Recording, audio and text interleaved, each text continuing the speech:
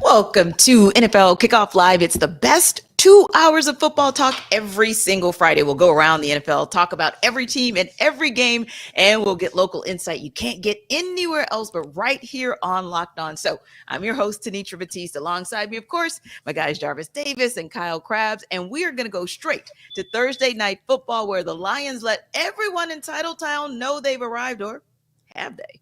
Folks, the Detroit Lions are 3-1 and all alone in first place for the first time since week 2 of 2017 in the NFC North. Just amazing. They go into Green Bay on Thursday night and they pound the Packers 34-20.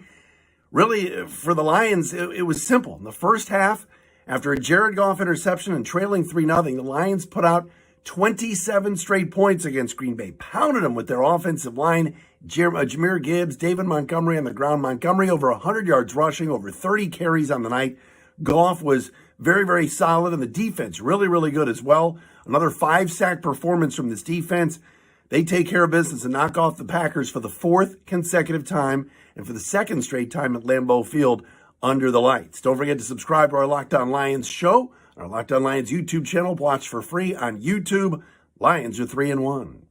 The Lions-Packers matchup has turned into the Lions-Packers matchup of old, just with the roles reversed. 4 straight wins now for the Detroit Lions against the Green Bay Packers, a 34-20 drubbing, the latest in the line from Thursday Night Football. I'm Peter Bukowski, host of Locked On Packers, and this game was lost at the line of scrimmage for Green Bay. They couldn't block Detroit's front, not even the backup interior defensive lineman. They could do nothing. They got absolutely punked at the line of scrimmage in pass protection, where they have been one of the best pass protecting teams in the NFL through the first month, at least until Thursday night. The problems didn't end there.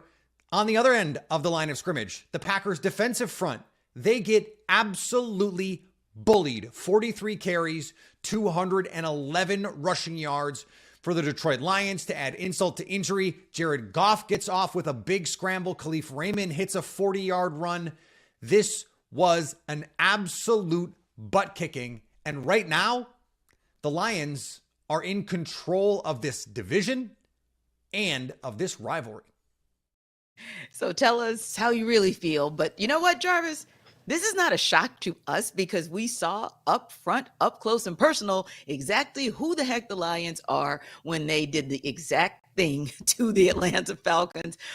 Kyle, it really, in watching it last night, I felt like it was just the same thing. It was on repeat. Like, one thing I can say about the Lions is they're consistent and they're getting better and better on both sides of the ball. And they showed that dominance. Even when the Packers tried to mount a comeback last night, the Lions knew that it was coming and they were ready for it. And they definitely just kept, as one of our friends says, foots on necks last night. But yeah, Lions 3-1, running the NFC North houseway. Yeah, the formula, Peter kind of laid it out, and you guys saw it firsthand with Atlanta, but just reading the numbers off the sheet for the first 4 games of the season, 118, 102, 115, and 211 rushing yards offensively for Detroit. Their defense, 90, 82, 44, and 27 last night against Green Bay. Oh, we got Aaron Jones back. Good news. Well, not exactly. Anytime you can force a team to be that kind of one-dimensional, the way that Detroit is right now with Dan Campbell and the way he's got them playing in the trenches, and then conversely, you can control the pace of play with what you're doing offensively and your ability to run the ball, it's going to set you up really well. And you hear the cliches of NFC North, cold weather football, but like that stuff's real. And say what you want about Detroit, they'll have a chance to answer those questions late in the year. But that's where my mind goes next is Minnesota plays inside. Green Bay, you got that cold weather game out of the way early, right? But when you get late in the year, it's translatable football, even though Jared Goff really benefits from being a quarterback who plays indoors at home. And another thing about this game that I thought it was very interesting, Kyle, is like we saw the duality of Jared Goff as a quarterback, right, in the NFL. His first drive, pick. And then Green Bay gets down. Of course, they stall out a little bit and they end up getting the field goal.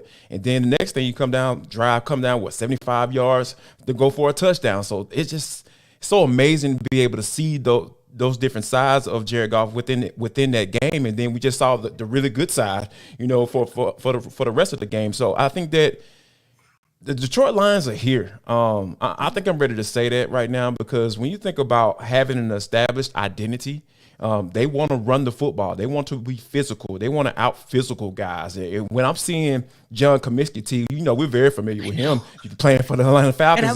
Was that the same John Comiskey, JD? No, that's a different John Comiskey. That's a different John Comiskey. He's a little bit thicker. He's able to actually put some weight on. You can see him working that bull rush last night, and he's always been a guy that continues to just keep coming. He's going to keep rushing. He's going to keep trying to get off blocks. And you saw him start to implement those things. And when you have a coach like Dan Campbell and your defense coordinator is a guy like Aaron Glenn who wants to be aggressive, who wants to be physical, and you just continue to hear that, and it seemed like it's finally starting to come through for him. So when you see all of these pieces start to come into play, and you're saying that, all right, Green Bay, all the hype about Jordan Love, and hey, they're about to have 10 more years of good quarterbacking and all that stuff. They made him look like a young quarterback who hasn't started that many games in the NFL, even though he's been in the league for 3 years. So I think that when you, like you said, you're forcing the teams to do what they don't want to do. You don't want Jordan Love to sit back there and just sling the ball all over the yard, even though he might be capable of that. But you get to the point where you're putting the ball in harm's way, and I think that Detroit Lions have consistently done that throughout this year. And barring a mishap against Seattle, but I think that those are some of the things that you got to look for when you're talking about, hey, this is the team that's on the rise, and this is the team that everybody should be aware of going forward. Yeah, and I think like you guys are saying as well, they're playing, and there's two ways I want to talk about this or just mention it real quick. And one way when I say that they're playing as a unit is last night, Jordan Love's driving the Packers down the field, right? And you're thinking, okay, they're about to do what they did to the Saints last weekend potentially. And then Jerry Jacobs comes out of nowhere to give that support to the rest of the secondary. He's watching this play and he sprints over from one side of the football field to another. And not only does he end any hopes of a comeback for the Packers, but it's going back to what you guys said as far as complimentary football. Well, here we go. Now we got you the ball back, offense. Now make sure that we end it right here. And in comes David Montgomery. And not that he hadn't already had a game, because he had a game, but literally it was the way that they shut the door on the Packers that was so impressive, because your defense gets it back to your offense, and then your offense says, yeah, we're not even letting you get back on the field. We're done here tonight. So I think that you're seeing a holistic team that Dan Campbell and company are putting together, and they're going to be formidable across the rest of this season, I think.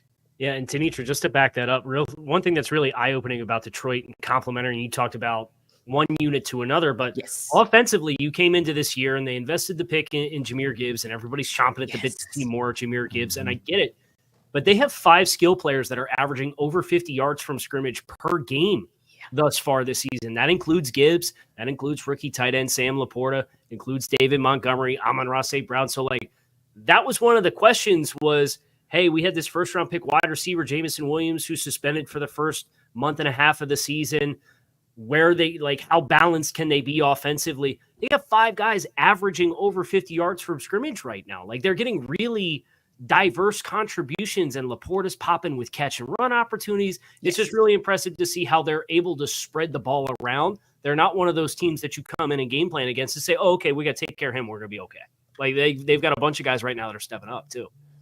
Yeah, and I think that, with Ben Johnson, the way things are going right now, Kyle, he's not going to be in Detroit next year. There is going to be some serious conversations about. We know every year that a head coaching spot might come about, and I'm sure probably it's going to be in Chicago more than likely. If we're talking about bottom teams, I know we're going to talk about that a little bit later on, but I feel like Ben Johnson is really coaching himself into a situation where he's not going to be able to turn down a head coaching job this summer. Now, you make a good point about Ben Johnson, but Casey, let's talk a little bit about what's going on and where does Matt LaFleur go from here, because there were some questions that came up. And one of the things that you guys mentioned is Jordan Love. And yeah, he is 3 years into the league, but he's not exactly 3 years experientially. And it looked like in every phase of the game, the Lions were ready. They were prepared for anything and everything that the Packers had to throw at them. And so my question is, in terms of what Matt LaFleur has to work with on all sides of the ball, kind of where does he go from here as far as getting his team ready? Because yes, they did come back on the Saints, but let's just be real. They came back on a Saints team that was without Derek Carr for the second half. And Jameis Winston was okay substituting for him, but ultimately speaking, that wasn't exactly 100% Saints team. So yeah, I just wanted to know out of curiosity, we're talking a lot about how good this was a showing for the Lions and how consistently it was a showing for the Lions. But what are your concerns in what you saw with the Packers? Well, I think long-term, you're a little worried about what happens now along the offensive line with Bakhtiari going on IR, with him getting his knee scoped. And that's been feels like a 3-year saga at this point. Yeah. And I know they've been without Ogden Jenkins, at least for stretches of the opening stretch of the season as well. They've been dealing with some really adverse conditions for player availability. Christian Watson's supposed to be their big play receiver. He was out there, but he really didn't look great, if we're being honest. I mean, Aaron Jones has struggled with availability right now. A.J. Dillon looks pretty lethargic as a runner. So, you need a spark. And you've got all the concern was when you came into the year, you got a first-year incumbent starting quarterback in Jordan Love who had one previous start with a bunch of first- and second-year pass catchers in the passing game. You thought that they were going to really lean on this running game. They're not getting it going. They haven't had a game with 100 yards rushing yet as a team. So if I'm Matt LaFleur, how I'm looking to buckle down is I'm looking at what I have. I just lost Bakhtiari as one of the best pass protecting tackles in the game. Let's get physical. Let's use these young tight ends. Let's try to run the ball a little bit. Those are your best and most proven skill players. Let them get the ball and try to find a rhythm. And the good news, I'm just going to throw it out here. They play the Raiders and the Broncos the next 2 games on the schedule. If that's not a get-right opportunity for you, I don't know what is. That's exactly what I was going to say, too. You got 2 opportunities to reset in the next couple of weeks, so you should really, really make good on them. What about you, JD? What are some of the things that you saw that maybe Matt LaFleur has to go back to the drawing board and kind of figure out over the next couple of weeks? I mean, I think they're just figure out what you want to do on this defensive side of football. We talked about all the weapons and everything that you have on the young guys that you have on the offensive side of football. You got a lot of good guys like Carl Brooks. You got guys like Devontae Wyatt. All of those guys that are guys that can get home, they can get to the quarterback. So I think you need to be able to figure out how you can put those guys in situations so they can flourish, right? Not be down, not be down in games so much, because I think that when you get to the point where you're trying to figure out your way on offense, that puts the defense in a really, really bad situation. So I think slowing the game down, like Kyle mentioned, and running the football and getting to a point where he said, hey, let's bare bones this thing. I understand what I have in Jordan Love, but let's just kind of let's slow this thing down a little bit. He can't throw the ball 35, 40 times a game and get you a win. I understand that when you were in situations in the past couple of weeks, you've had to throw the football because you've been down. But I think that they're in a situation where, for the longevity of the team, to not get themselves in a situation where they're losing games or get on a losing streak. I know you got some quote unquote cupcakes game coming up, but you can lose those games if you start to lose yourself and start to try to be something that you're not. And that is, you don't have a veteran quarterback. You don't have an Aaron Rodgers back there that you can count on to sling the ball all around the yard and get you some wins. You have a young quarterback. You got 2 capable running backs. Like I said, I know A.J. Dillon hasn't been who we thought he was or who he's been. He hasn't been that consistent at running the football since he's been in the NFL, but you've seen flashes. It's something there. And then, of course, Aaron Jones is your guy. You got to get those guys the football and figure out a way to kind of slow the thing down so you can stay in games, so you can get your defense to a point where, hey, if the defense got to be out there and make plays and sack the quarterback and get some turnovers, and so we can work with some short fields, that's what we have to do. Yeah. Well, the Lions are going to have an opportunity to show more dominance over the NFC South because, of course, they'll be taking on the Panthers, and then they'll be at Bucks as well. So it'll be interesting to see how they continue to show the dominance that we've seen in them the first couple of weeks as well. Now, we're going to take Kyle back to his happy place in a second when we talk Dolphins Bills. But first, Jarvis will tell you the best way to avoid being hangry after hanging out with us for the next 2 hours. You will never be angry listening to Kyle Krabs, Tanisha Batiste, and myself, Jarvis Davis. I said my name in third person. Yes, I'm speaking in third person right now. But let me tell you about a DoorDash. DoorDash is the place you need to go because, hey, guess what? If you're missing some syrup for your pancakes, you need some ham and for your burger, you know what I mean? Like, yeah, all that stuff. If you need all that, all you got to do is hit up DoorDash because they got everything you absolutely need. So they can get grocery delivery that actually delivers. With thousands of grocery stores to choose from, you'll find the best in your neighborhood and boost your local company with each and every order. So, you know, I know you're sitting there right like, okay, Jarvis, like, what do I need to do? What's the deal? What's the hook? I got the hook right here for you. So get 50% off your first DoorDash order up to a $20 value when you use code LOCKEDONNFL at checkout. Yes, that's 50% off up to $20. No minimum subtotal. Pay attention right there. That's key. No minimum subtotal and 0 delivery fees on your first order when you use the code LOCKEDONNFL. So don't forget, that's code LOCKEDONNFL for 50% off your first order with a DoorDash. Well, you know, I don't know. They could be hangry because sometimes if your hunger reaches your anger, especially if you're a Packers fan, watching the first part of this show, you might be hangry. So you can check out DoorDash after you check out this show to alleviate all that. But I tell you who is not hangry because they are happy and full after last week. That is your Arizona Cardinals fan base because they absolutely made the Cowboys look like cowgirls, if we're just being honest about it. So when you look at them, do you see? We'll talk about that a little bit later. But like I said, we're going to go to Kyle's happy place because we know he's always happy to talk about the Dolphins, and they have a huge matchup this coming weekend against the Bills. Yeah, you have the Dolphins in a position to kind of legitimize themselves. Obviously, they played a couple teams in the Los Angeles Chargers, who were a playoff team last year, New England Patriots with Bill Belichick on Sunday Night Football, and then they do what they did last Sunday to the Denver Broncos to really kind of catapult their offensive production for the first 3 weeks of a season into like historical stratosphere. But they're playing the Bills, and the Bills are top 3 in just about every major statistical category defensively. So I think that's really where the focus is Miami is glitz, glamour, touchdowns. There's all this focus on Miami's offense versus Buffalo's defense. And I think it's a fascinating matchup for Miami because when you watch how Miami has played teams thus far this season, they haven't had a team that plays kind of a simplistic style of football the way that Buffalo does. They don't get super exotic, but they're very good at what they do. They have a mastery of that system. I know Sean McDermott is calling the plays for the first time. That was Leslie Frazier's gig, but McDermott's been the head coach there since 2017. So there's this level of mastery, of trust, of leverage, and passing off players in zone. They don't play country zone where it's like, okay, I'm just going to drop the grass and cover this third of the field. Like they're very sticky in zone coverages.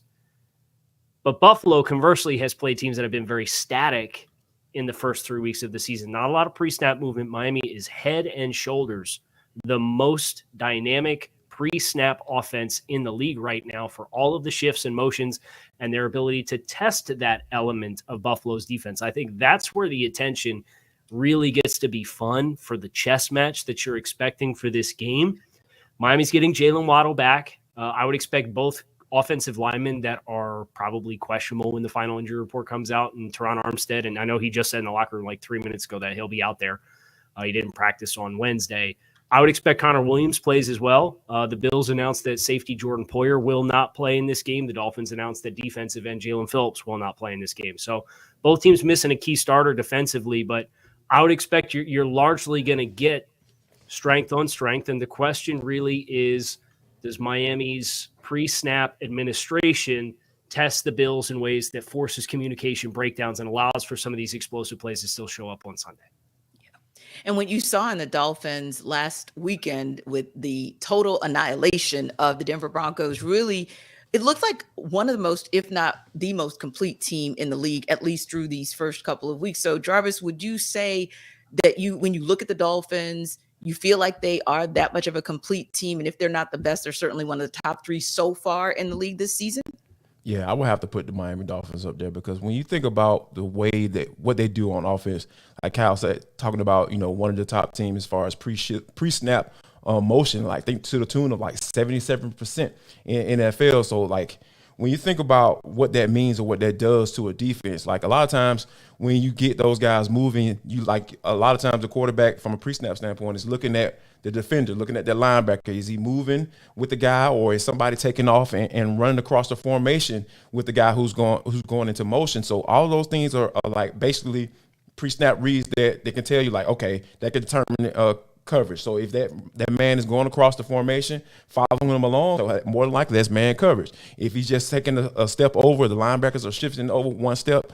A lot of times it's zone. So it's a lot of different things that you can say that you can get, or indicators that you can get before that ball is snapped, and say, okay, it gives the quarterback like Tua Tagovailoa, who has been absolutely amazing. This dude is so accurate with the football. It's just really cool to watch, because Tua is a guy that it's hard not to like him.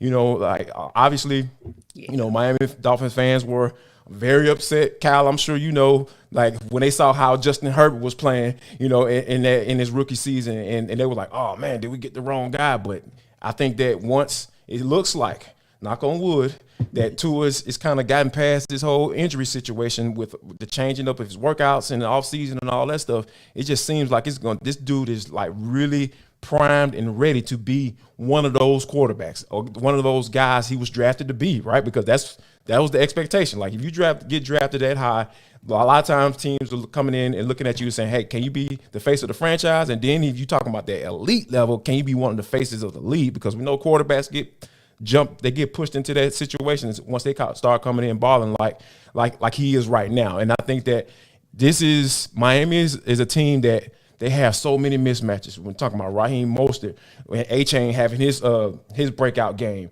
And then you got Jalen Waddle, who was out last week. Now he's coming back.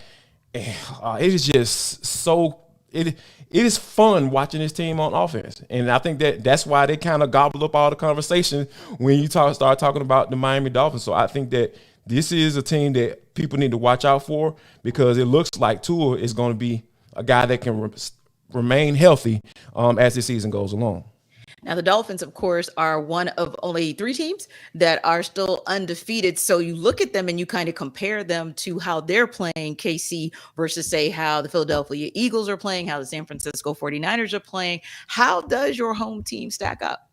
So I think Philadelphia is the one who I think has the most room to grow versus what their first 3 weeks of performances have looked like. Yeah, I'd agree. I think San Francisco's probably playing more complete football just because of how good the defense is. Yeah.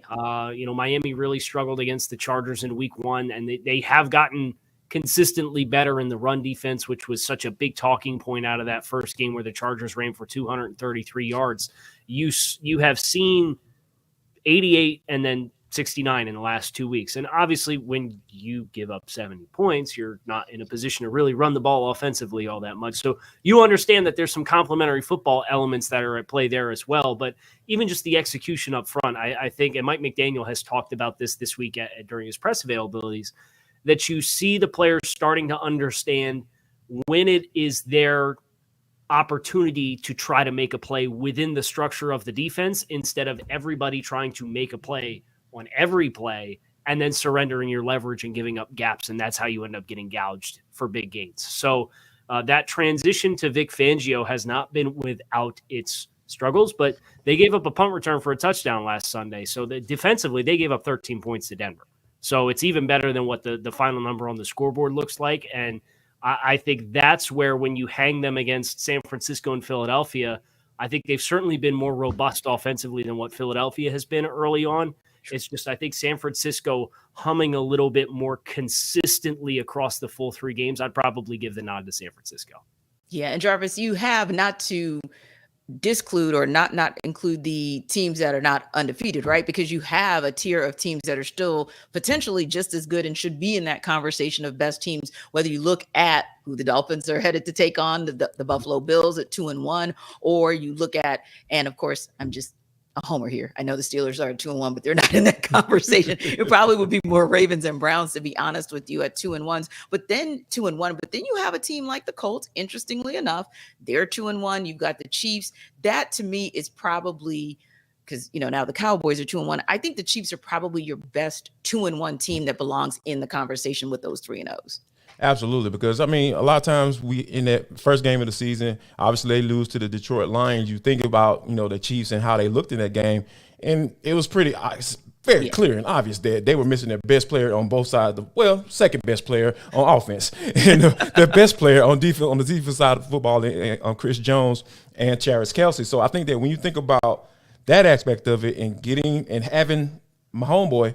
Like he's the best player in the league. Like that is so when you think about them still being in that game and then once you get Travis Kelce back, you got Chris Jones, they work out something, the situation with the money and all that stuff. And you see that how by both of those guys, they changed the way that offense and defense look. So I think that they have to still be mentioned in that conversation as far as you talking about the best team in the league. The Kansas City Chiefs names have to be in there. And let me give you one more that you mentioned, the Cleveland Browns. I feel like when you have an elite defense, I'm going to go ahead and say that, elite defense. Yep. When you have all you got to do is just have your quarterback come close to the way they're playing right now, and that shouldn't be asking a lot for a $200+ million quarterback in Deshaun Watson. Like he's starting to come along, he's starting to see some things. He's working to get to where he needs to be, but. Yeah. Like if Deshaun Watson can give you at least a portion of the player that he was before all this scandal stuff started coming down, I really feel like the Browns could elevate to a level where they're being in those conversations about, okay, one of the best teams in the league. Yeah. Would you say cosign? Yeah, I agree with Kansas City too, especially when you consider defensively what they've been able to do to start the year. Holding Detroit to 21 points is not a small deal. As now we know, right? Exactly, And they're in the top 10 in just about every major statistical category. In points per possession defensively, it's 1.03 points. That's third in the league. So you think about all of the offensive firepower that Kansas City is capable of with Mahomes at quarterback, and you understanding the wide receiver room is going to have ups and downs with young players like Tony and Sky Moore, but Kelce being back and getting further separated away from that knee sprain where you could tell he really wasn't right in the week 2 game against Jacksonville. They're going to continue to ascend, and they've got a great test this week against the Jets defense. And then they have a Brian Flores-led Minnesota defense that blitzes 63% of the time through the first 3 weeks. So really interesting. With a bad secondary. Right. But the question is Sky Moore and Kadarius Toney, or can they win those 1-on-1 matchups against a bad secondary? So I'm really intrigued with those two matchups against a super high pressure team in Minnesota, and then a team like the Jets that they don't play super exotic stuff, but they're very physical. They're very fast defensively. So I think we'll continue to learn more about what this year's edition of the offense is going to look like for KC, but I'd absolutely put them in that conversation just based off of the way that they've been playing complementary football. Yeah, and that's a great point that you make, because you talk about the fact that, hey, they scored 41 points. I don't care if it was on the Bears. 41 is 41 is 41. But I think the number that probably is the number that's hidden, or should I say the numbers that are hidden, doesn't matter whether it's the Jaguars or the Bears. When you're holding, and to your point, the Lions, now that we've seen how high powered that offense is, when you're holding an NFL team like the Lions who can score at will to 20 points, and then you're holding the Jaguars to 9, and then you're holding the Bears to 10, that's still something to be said about that Kansas City Chiefs defense that maybe doesn't get as much attention or as much shine or spotlight as their offense does. So yeah, absolutely a great point that you make there. But listen, when we come back, we'll talk about whether or not one particular team got exposed as a pretender, or do Jarvis and Kyle think that these guys are still contenders? We'll talk about it, but first, Jarvis is about to put you up on game. Jarvis Davis here for Game Time. How about this, guys? I need you to go to the best place for last-minute tickets deals. If you did not hear what I just said, I need you to go to the best place for last-minute ticket deals. What's the place, Jarvis? Game Time, fools. Let's go. Come on. Forget planning them for months in advance. Like, for planners. What? Planners for suckers. Let's go. We're going to get this last-minute deal with tickets right up to the day of the event. You can get exclusive flash deals on tickets for football, basketball, baseball, concerts, comedy, theater, and more. It is the fastest-growing ticketing app in the country for a reason, y'all, because we don't want to plan. We plan for everything. We plan for our kids. We plan for school. We plan for our husbands, our wives, all that stuff. Everything, side pieces and all. We plan for all that stuff. We tired of planning. Come on, y'all. We don't want to do that. So here's what I want you to do. Snag the tickets without stress with Game Time. Download the Game Time app, create an account, and use code LOCKEDONNFL for $20 off your first purchase. Yes, $20 off your first purchase. All you got to do is drop the code LOCKEDONNFL. So make sure that you download Game Time today. Last minute tickets, lowest price, guaranteed. Well, I guess since you mentioned side pieces, it is cuffing season. So yeah, get your Game Time on, good people. It's that time of year. Let's go. Let's do it. Let's do it. Another time of the year. I love it. And you know what else a lot of people love is the fact that the Arizona Cardinals, I don't even know if one-upped is a good enough word to what they did to the Dallas Cowboys last weekend. I think they kind of turned them into cowgirls, to be honest with you, with how they looked on that field. But it actually brings up, in all seriousness and all fairness, a conversation that is legit, which is, was that Arizona game kind of a blip on the radar, as every team kind of has one of those games, at least one of those games every season? Or does this show you maybe that there are some chinks in the armor, and maybe more so than we previously thought about the Cowboys? For me, they're in the process of this offensive philosophical change, and you get with how much they're featuring Tony Pollard, which, hey, good for you. It's one of the franchise tag running back situations that's working out, where Pollard's maximizing his value thus far, and the Cowboys are getting a lot of run out of him. You know, he's 312 yards from scrimmage. It's leading the team. They are pounding the rock a ton. He's getting over 20 carries per game. But I do look at what they are looking like offensively, and I just feel like they're a little one-dimensional. Like, they need somebody else to step up. Yeah. And that's the concern. And obviously you lose Trayvon Diggs at the end of last week, and it's a big-time gut punch, and I think it showed with how they came out and they played throughout stretches of that game. But I also wonder, was this a trap game for Dallas for their preparation? It felt like they tried to flip the switch once you got into halftime and realized, oh, this team's got a little punch to it. And then they couldn't get back into it. But Dallas, they've only got one other player besides Pollard who has more than 113 yards from scrimmage through 3 games. Brandon Cooks was brought in here, and I understand Brandon Cooks missed a game. But they need that extra element to be, I think, more complementary offensively for them to live up to their potential. They played this game without a couple starting offensive linemen. I get that too. But Arizona, from a talent perspective, even without those guys that you played that game with in week 3, shouldn't have been on your level. And I think it's an unfortunate lesson to learn, but if you're going to learn it early in the year, apply it moving forward. And hopefully they get themselves right in a little bit, I think, more dynamic offensively, just because I think they need to benefit from that versus just being this turnaround, give the ball to Tony Pollard 21 times a game and hope CeeDee Lamb makes all the plays for you when you need him to in big moments. And Kyle, that's a great point, because it was something that you talked about earlier. And Jarvis, chime in here when we talked about those 3-0 teams. And we talked about the fact that of those teams, the Eagles are probably the one that's trending up and has the most potential to grow. So to your point, Kyle, if the Cowboys are going to stay in the conversation of trying to get out of the NFC East as a division winner, or at least a high wild card, they're definitely going to have to evolve that offense, but really get it together on defense as well, other than, of course, Micah Parsons. But ultimately speaking, yeah, Jarvis, if they're going to compete in a very competitive NFC and, again, try to get out of their own division, they're going to have to step up their game. And they have to get healthy as well, because when you have 3 offensive linemen being out of your starting lineup, that is a pretty big deal. One, okay, yeah, you're supposed to be able to supplement that. But when you got 3, like that is a pretty big deal. You're talking about 60% of your starting offensive line. So yeah, they still got 415 yards offense in week 3. I mean, I understand that. I get it. But that means a lot, though. Like you had Chuma Edoga, a guy who kind of bounced around on the Falcons practice squad for a little while, starting out there at tackle. So those are, you can't ignore that. But I'm not giving the Cowboys a pass. Don't get it twisted. I feel like there is something to the fact that when you talk about, only having one pass catcher, that can make plays for you, or you put the ball in the hands of a pass catcher and they can start working for you. Featuring Tony Pollard like that, is he Ezekiel Elliott? Like, because that's what this offense kind of looks like, because you're getting turned around, handing the ball off to him. You're trying to run that power running game and get that going and all that stuff. But it just seems like this is the Cowboys that we're used to kind of seeing. It seems like Dak Prescott, I think he's a good quarterback.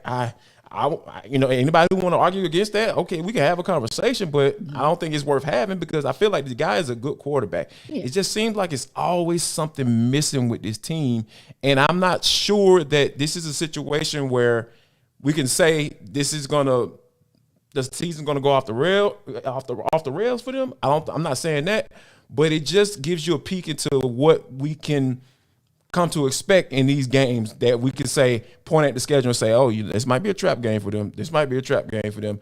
And this was definitely one of those games where okay, yes, they can definitely slip up in this game because, one, like they were running right at Michael Parsons. Like they were, like it's one thing to have to be, you're behind and you have to throw the football and Levin can just get off and you got DeMarcus Lawrence coming at you behind and everything like that. But to say that, hey, they're actually up, and they got some guys who can kind of get in front of you. They got that power running back and James Conner coming downhill at you and being physical, and they're giving a two-way goal from an offensive play calling standpoint. That defense looks different. And then you got your number one cornerback out. It's just a lot of different factors that kind of made me look at this game and say, you know what?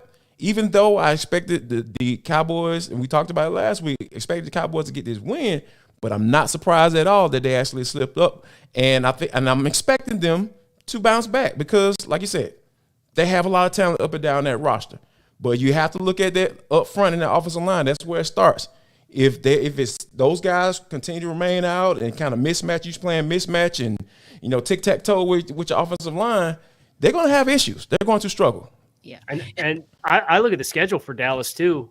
This is not the week to have guys banged up on the offensive line because you're playing the Patriots. And then you go on the road for the next 2 weeks and you play the 49ers and the Chargers. Yeah. I understand the Chargers defenses look brutal through the first 3 weeks. I get it. But that's 2 road games against high-powered offenses that can score a lot of points.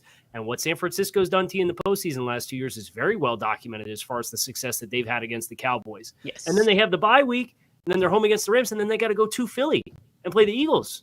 And then the last 5 games of the season are that man Eagles, is up there. Bills, Dolphins, Lions. So like they got a tough stretch coming up right now, and they got a tough close. So I look at big picture wise for Dallas and their aspirations, a little bit less margin for error in the divisional games now, because if they're going to be what they want to be at the end of the year, you got to take care of business in the East now, because losing games like this you can't have. And I think they're a team that's got to come out and make a statement in Week 4 against New England. Yeah, and I think as well, going back to something you said about the way the offense is just something that's a little bit off. You're going to get what you're going to get out of, like you said, Tony Pollard. He's no Ezekiel Elliott, but you're going to get something out of him. CeeDee Lamb is who he is. But one of the questions I had was, okay, Dallas is one of those teams like so many others. I'll, of course, use Kansas City with Travis Kelce as an example. But Dallas is a team that's also known for getting a lot out of their tight ends. And I don't think they're getting anything out of their tight end room. But also, I'm wondering, where's Michael Gallup? So they're going to have to they need him to step up as well, because having 8 receptions, 11 targets, granted, but just 8 receptions, that's kind of not going to do it if they're looking week by week to get a tougher schedule and teams that, like you all said, can actually score at will. But we got a couple teams here that are, I'm going to call them interesting, although I think just one of those teams is interesting because I think one is they are who we thought they were, right? But the Carolina Panthers, that's the one I'm saying. That team is who we thought they were. Minnesota Vikings, maybe a little bit more shocking that they're 0-3, but they're both 0-3 heading into Week 4, and they're both looking, of course, to get in the win column for the first time this season. Panthers are currently a 4.5-point underdog in this one. And so Julian Council is going to take us, he of Locked On Panthers, and sell us on why the Panthers will cover that spread.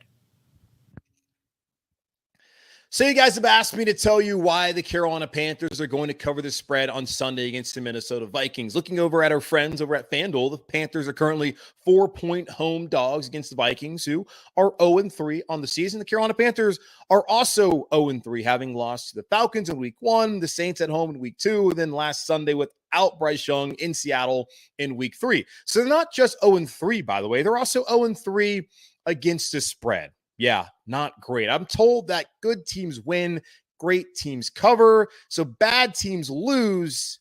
Is it putrid teams don't cover and they lose?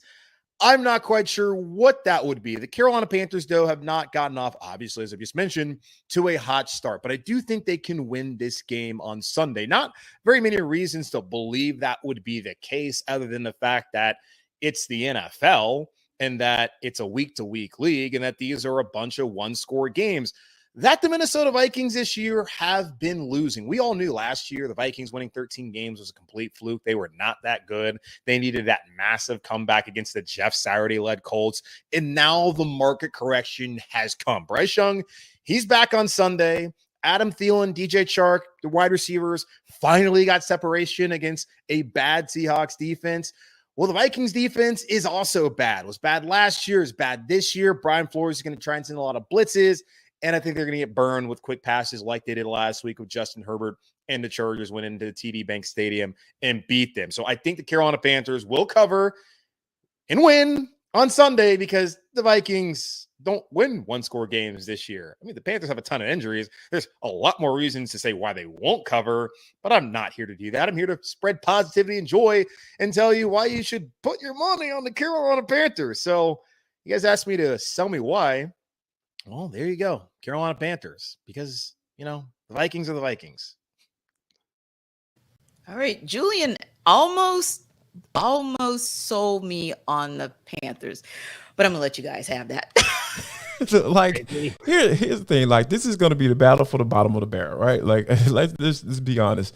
And I think it's the perfect scenario for the Vikings because, Kirk Cousins is pretty much on his way out, I'm assuming. And then, they're going to see if they can probably take advantage of get into that sweepstakes for a guy like Caleb Williams if he wants to go there. He might go back to college and turn down all that guaranteed money. But anyway, yeah, I think though.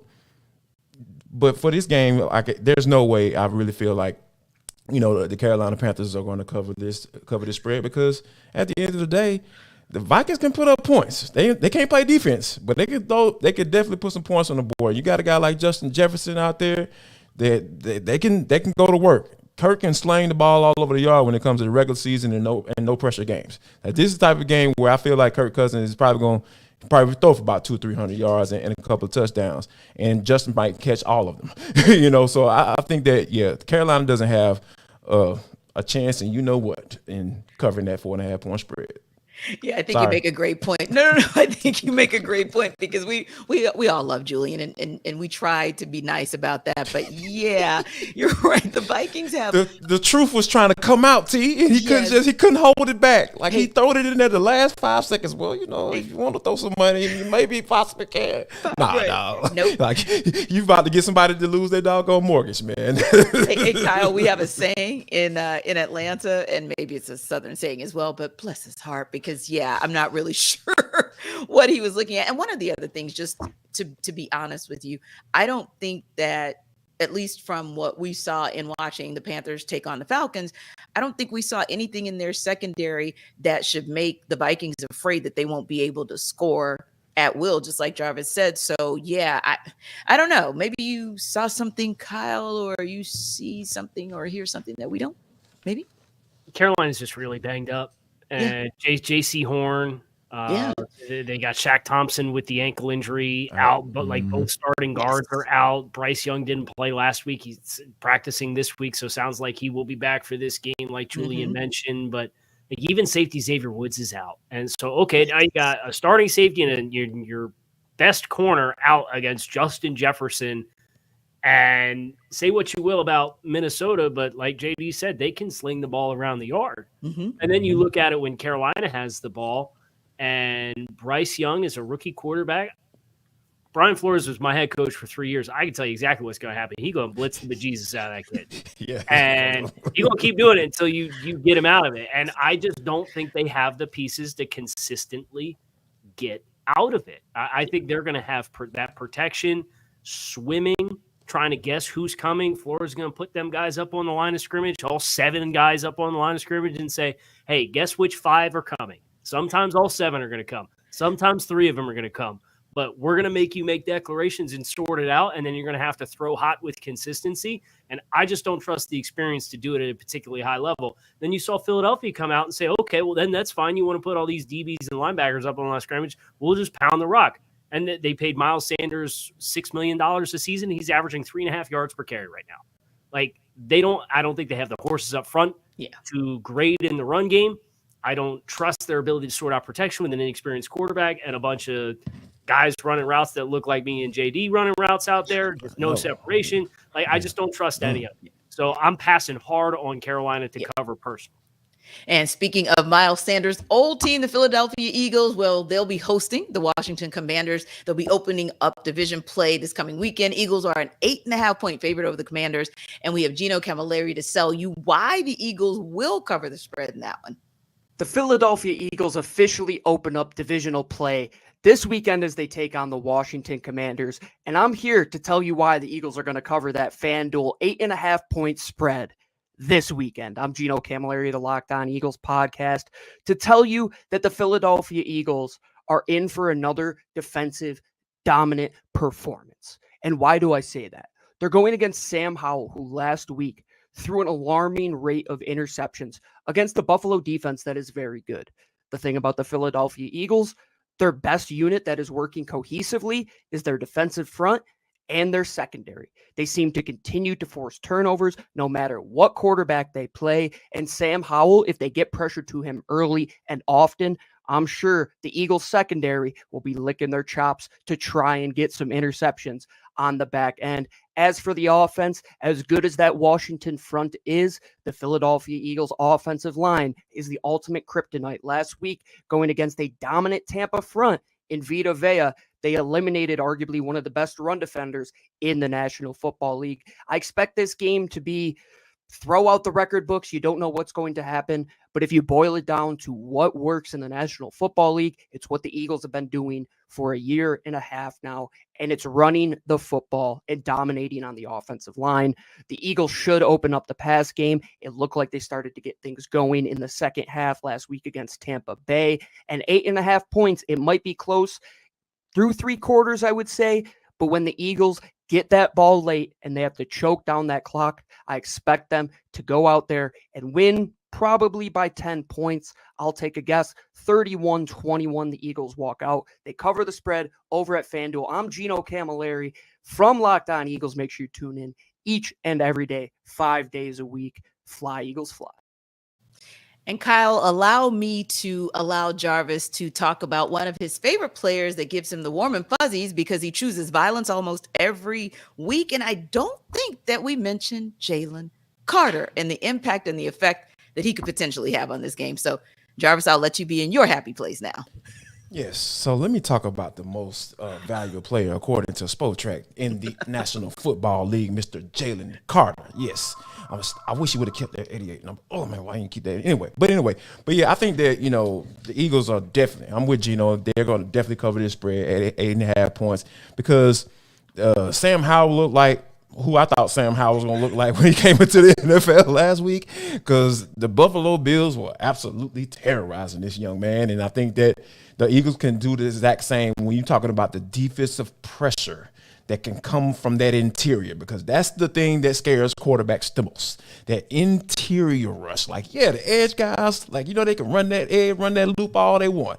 All the time, a lot of times, all a quarterback got to do is step up in the pocket. But, oh, my Lord, when it comes up that middle, T, you know how I feel about this. But when you get that pressure up the middle, it does something to a quarterback's psyche. It speeds up their clock tremendously.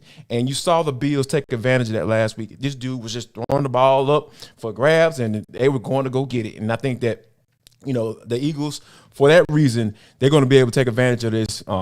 I think they easily cover. I can say they can even have a 15-point lead by the time this game is over with, because the Commanders they came back down to earth a little bit. Like, I was on board with them for the most part, because and one of the reasons why I thought that was interesting about that game is the fact that they were able to stay in that game because of Josh Allen putting the ball in harm's way.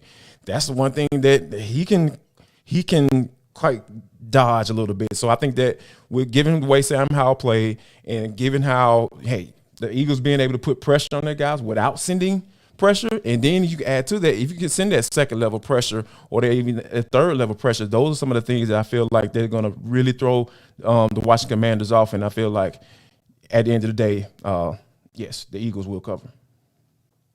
I'm buying big time Eagles to cover. I mean, 16% of Sam Howell's dropbacks this season have ended in sacks. 16%. Like, that's 3x, like, a good number at that specific statistic. And look, that the Buffalo Bills are 16-0 5 minutes into the fourth quarter, right? It really snowballed late as they tried to press.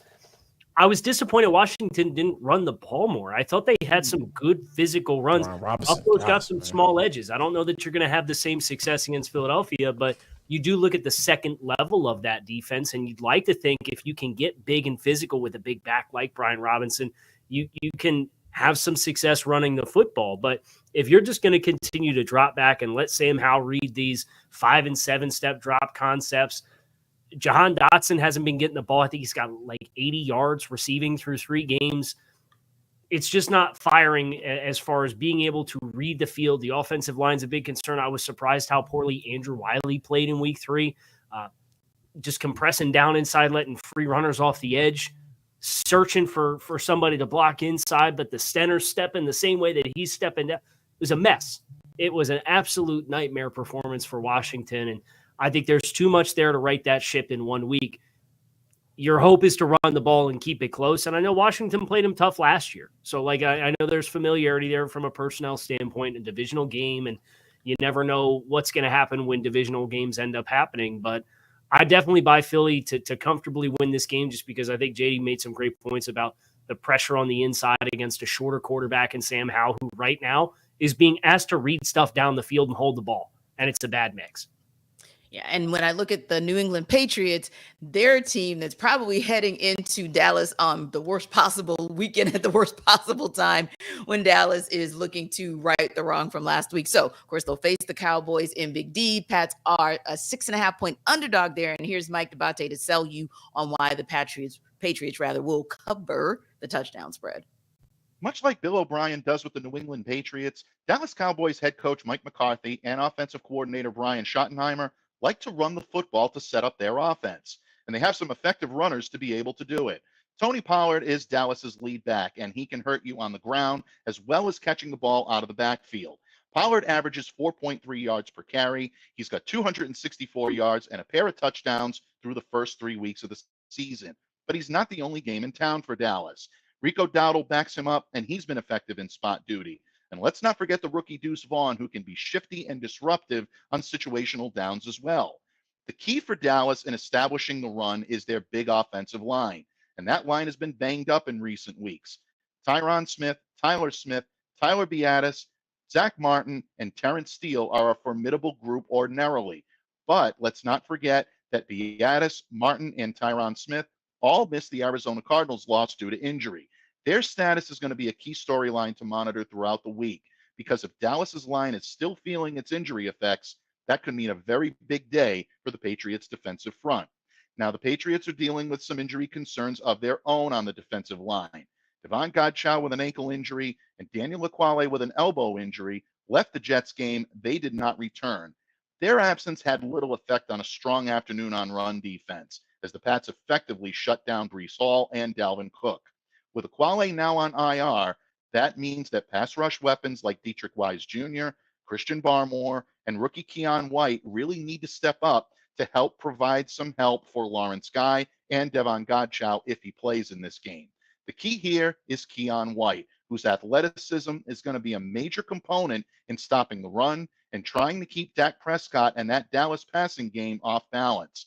If the Cowboys offense can't get untracked, look for the Patriots to keep this closer than that 6.5-point spread on Sunday. All right. So it's going to be a very interesting game to see how the Patriots will react, or more importantly, how the Cowboys will react after what happened against Arizona last week. Now, if there's one thing the pandemic has taught us, it's how to shop differently. And Jarvis will tell you a great way to do it with eBay. Jarvis Davis here for eBay Motors. Guess what, guys? Our partners at eBay Motors have teamed up with Locked On Fantasy Football host Vinny Iyer. Yes, our guy, Vinny Iyer, to bring you some of the best fantasy picks each week, all season long. Whether you're preparing for the daily draft or scouting the waiver wire, every week we're going to provide you players that are guaranteed fit on your roster. So let's take a look as to who's picked for this week for eBay's guaranteed fit fantasy picks of the week. All right, this week fantasy pick of the week, guys, is Brock Purdy. Yes, you heard that right. The second-year guy who has picked up where he left off as a star rookie passer down the stretch last season with his sharp play and Kyle Shanahan's diverse, loaded passing game this season. Purdy is playing off of Christian McCaffrey's running well and delivering nicely through the red zone with his arms and legs. In week 4, Purdy gets a favorable matchup at home against Arizona's defense. Purdy should manage multiple scores with 250-plus passing yards at San Francisco's Bills, an early big lead in another blowout. Yes, I'm telling y'all, San Francisco is the team that you need to watch, and of course, Brock Purdy is right there for the taking. Vinny Iyer from Locked On Fantasy Football is going to help you win your fantasy championship, and eBay Motors knows the championship team is about each player being a perfect fit, same with your vehicle. So with over 122 million parts of your number one ride or die, you can make sure your ride stays running smoothly. From brake kits, LED headlights, or roof rack, bumpers, whatever your baby needs, eBay Motors has got you covered. So, and with a guaranteed eBay fit, it's guaranteed to fit your ride the first time, every time, or your money back. Plus, at the prices, you're getting out of here with some money in your pocket. So who's not trying to save money right now? So go to eBay Motors right now. Because, hey, I got an old school Buick that me and my brother were trying to restore. Like, I might have to hit eBay Motors up. Y'all got some old school parts? Yes, definitely go check out eBay Motors. So keep your ride or die alive at ebaymotors.com.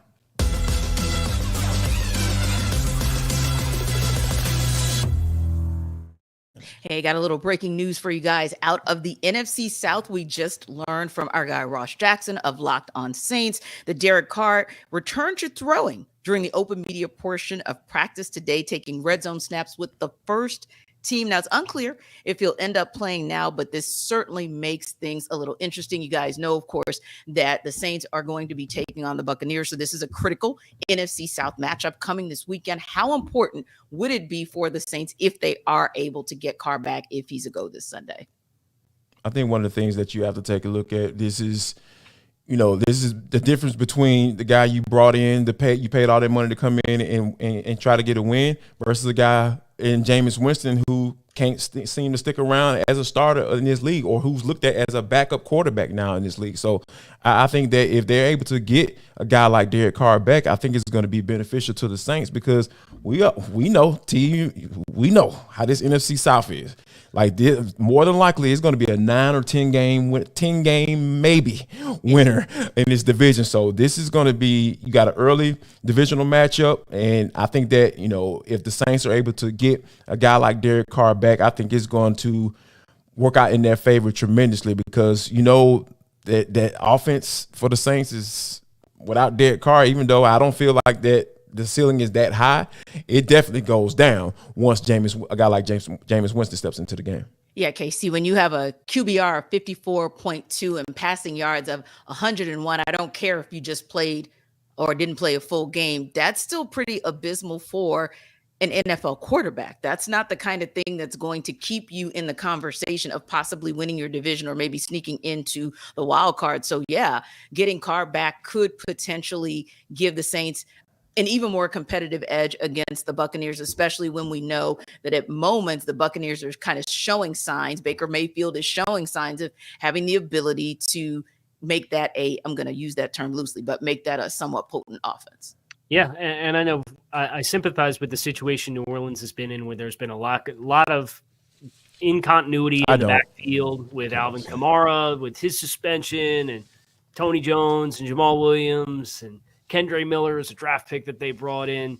There hasn't been a lot of consistency. This is a team that offensively is averaging 3.4 yards per rush through the first 3 games, and that includes a game against the Green Bay Packers, who just gave up like 211 rushing yards to the Detroit Lions last night. So you got to find something to have a spark.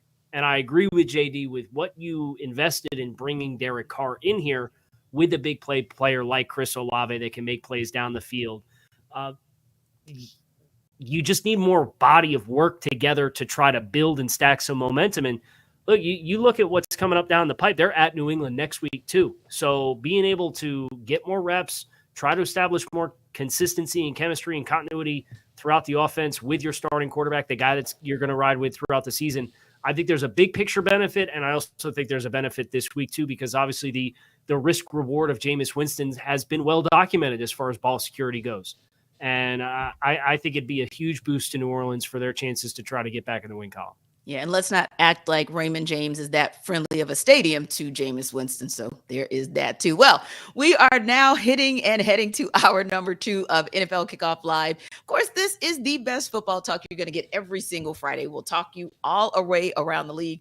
We're going to talk about every team, every game, and of course, just like we talked about moments ago, get you breaking news. And speaking of that breaking news that you're going to hear from me, Tanisha Batiste, along with Jarvis Davis and Kyle Krabs, we're going to talk about some news that hit today for the Los Angeles Rams, signing tight end Tyler Higbee to a contract extension. Guys, that contract extension is a 3-year deal worth $27.5 million, up to $30.5 million with incentives and $17 million guaranteed. And of course, the Rams also opened Cooper Kupp's 21-day practice window to return from IR. So it looks like things are looking pretty good for that team out in LA.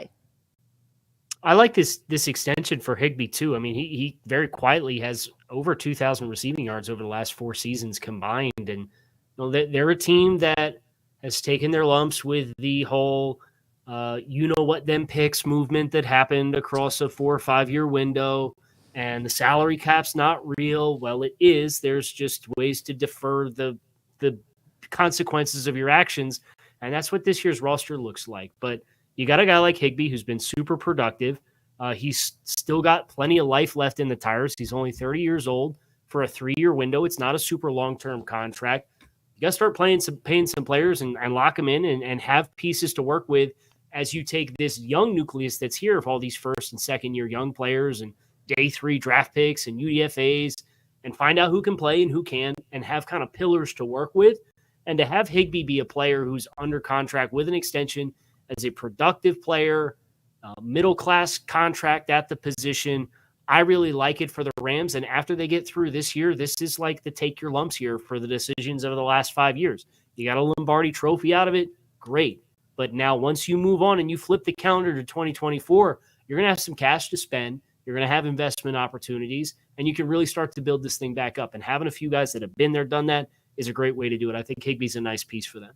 Now, Jarvis, we don't know if the Rams are going to see Higbee on Sunday. He's officially listed as questionable with an Achilles injury for Sunday's game against the Colts. But certainly if the Rams are able to have him go, he's a guy that with 11 receptions on the season, 132 yards, he's averaging 12.1 yards per reception. That's a pretty powerful addition if he can go. And, just as Kyle mentioned, yeah, he may be 30, but he's still operating like he's in his prime.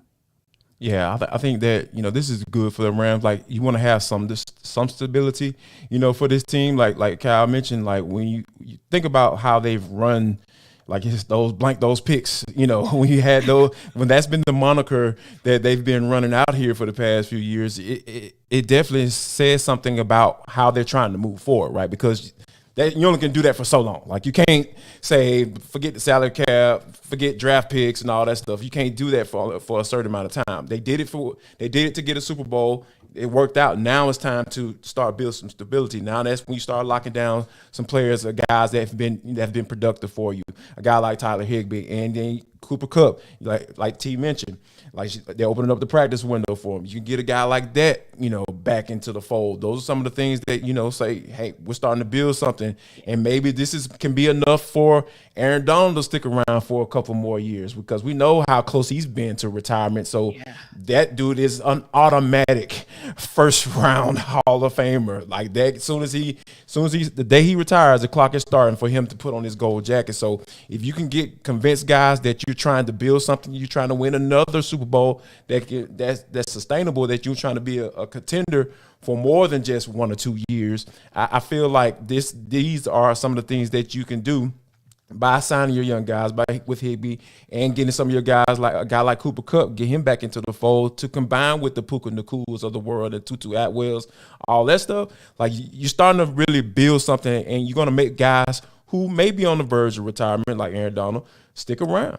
Yeah. And it may not seem like a big deal or a big matchup for this weekend, but certainly if you can have Tyler Higbee go, and as you get Cooper Kupp closer, but more importantly, if you can have Tyler Higbee go, it's going to be a big matchup for the Colts as they continue to try to build on some early successes this season. But there are a lot of key matchups, starting a lot of division play this weekend. So let's go around the country as teams gear up for some of those games. We'll get updates from an impressive 49ers start to the season, and then some teams who maybe need to prove that they really want to be in it. Let's go game to game.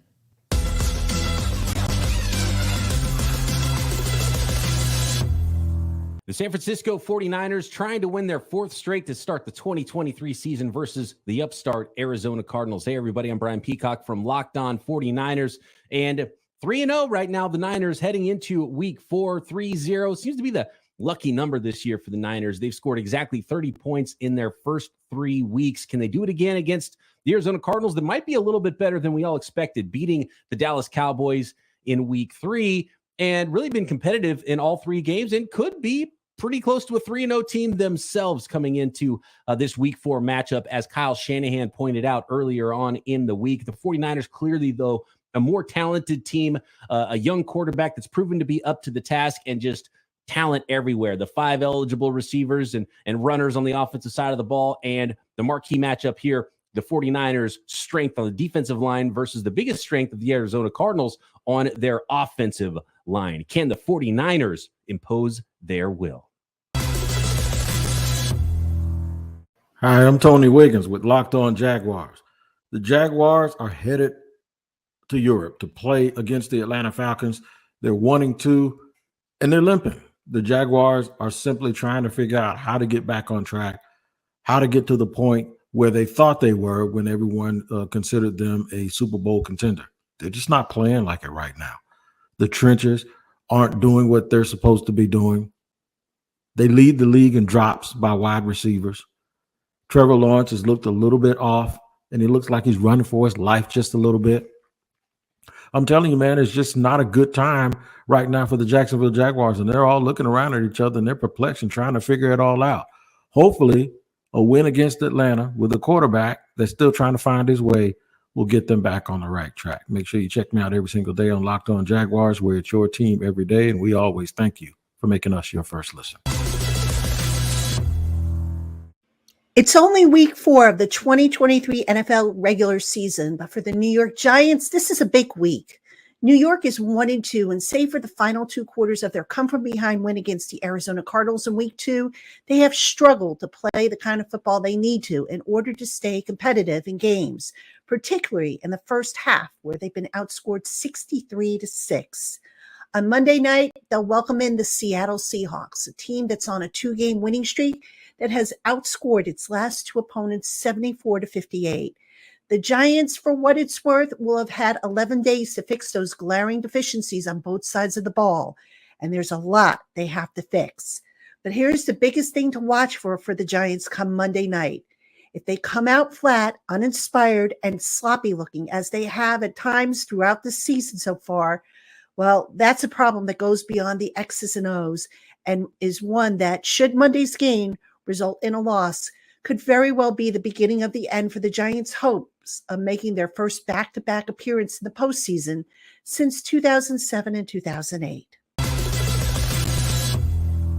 Hey, what's happening? It's your boy Q, host of the Locked On Raiders podcast. Want to give you a quick Week 4 preview. Raiders, Chargers, SoFi Stadium. Both teams coming in 1-2 on the season. Of course, it's an old school AFC West battle coming up in Week 4. Excited about it. But for the key for the Silver and Black, they've got to get the offense going. That was one of the strengths of the team, or supposed to be the strength of the team, heading into the 2023 year. Jimmy Garoppolo is very familiar with head coach Josh McDaniels, so the offense was supposed to click better than it did a year ago with quarterback Derek Carr. Of course, Devontae Adams is there, Jacoby Myers is there, Hunter Renfrow is there, the reigning rushing champion and Josh Jacobs is there as well. But unfortunately for the Raiders, the offense hasn't been there. There's just has not been any kind of consistency when it comes to the passing game, and the rushing game has not started. So they've got to get Josh Jacobs running downhill. They've got to get him going, showing why he was the rushing champion from a year ago. Without having a balanced attack and having that rushing game, it's going to be very, very difficult for the Raiders to win this one against the Chargers, who are putting up a lot of points. So the Raiders have got to find a way to find their offensive identity,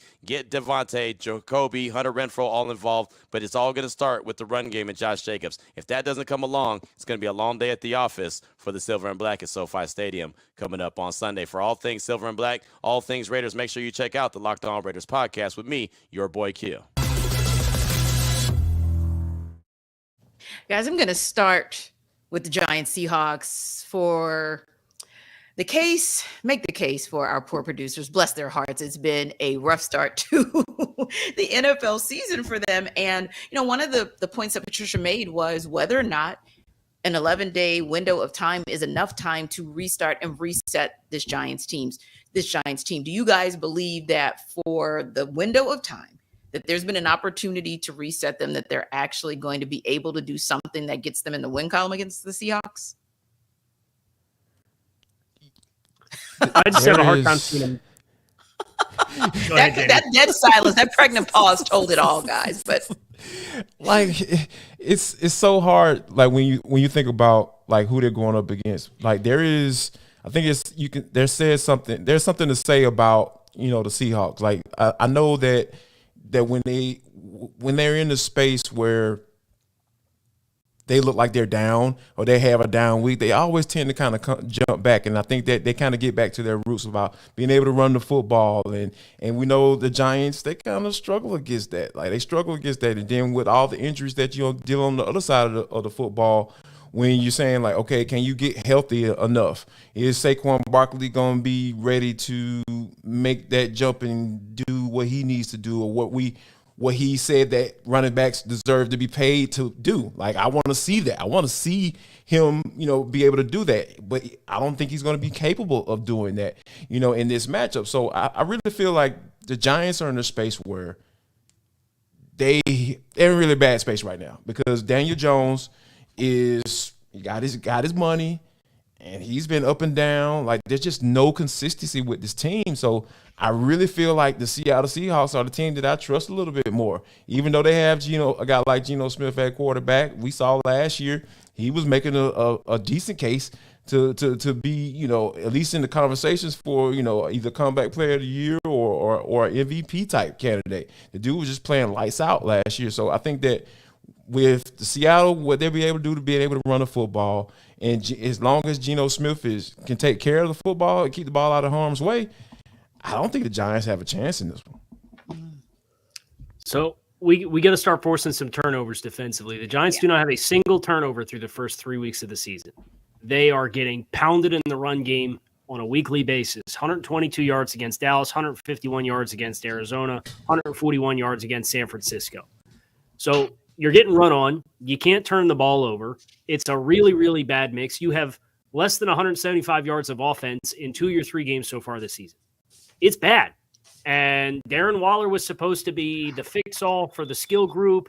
It hasn't materialized. Saquon Barkley's missed a game, obviously dealing with the ankle injury. And I get Andrew Thomas didn't play in their last game too. So that's a bad mix, especially when you're going against San Francisco.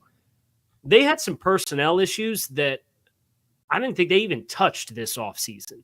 And I don't know if that's because they made the playoffs, because they went 9-7-1 and then won a playoff game against Minnesota, and we thought we were something that we weren't, so we tried to just build on what we had. But if you're going to turn it around, you have to start playing dramatically better defense, which this is supposed to be the strength of this team.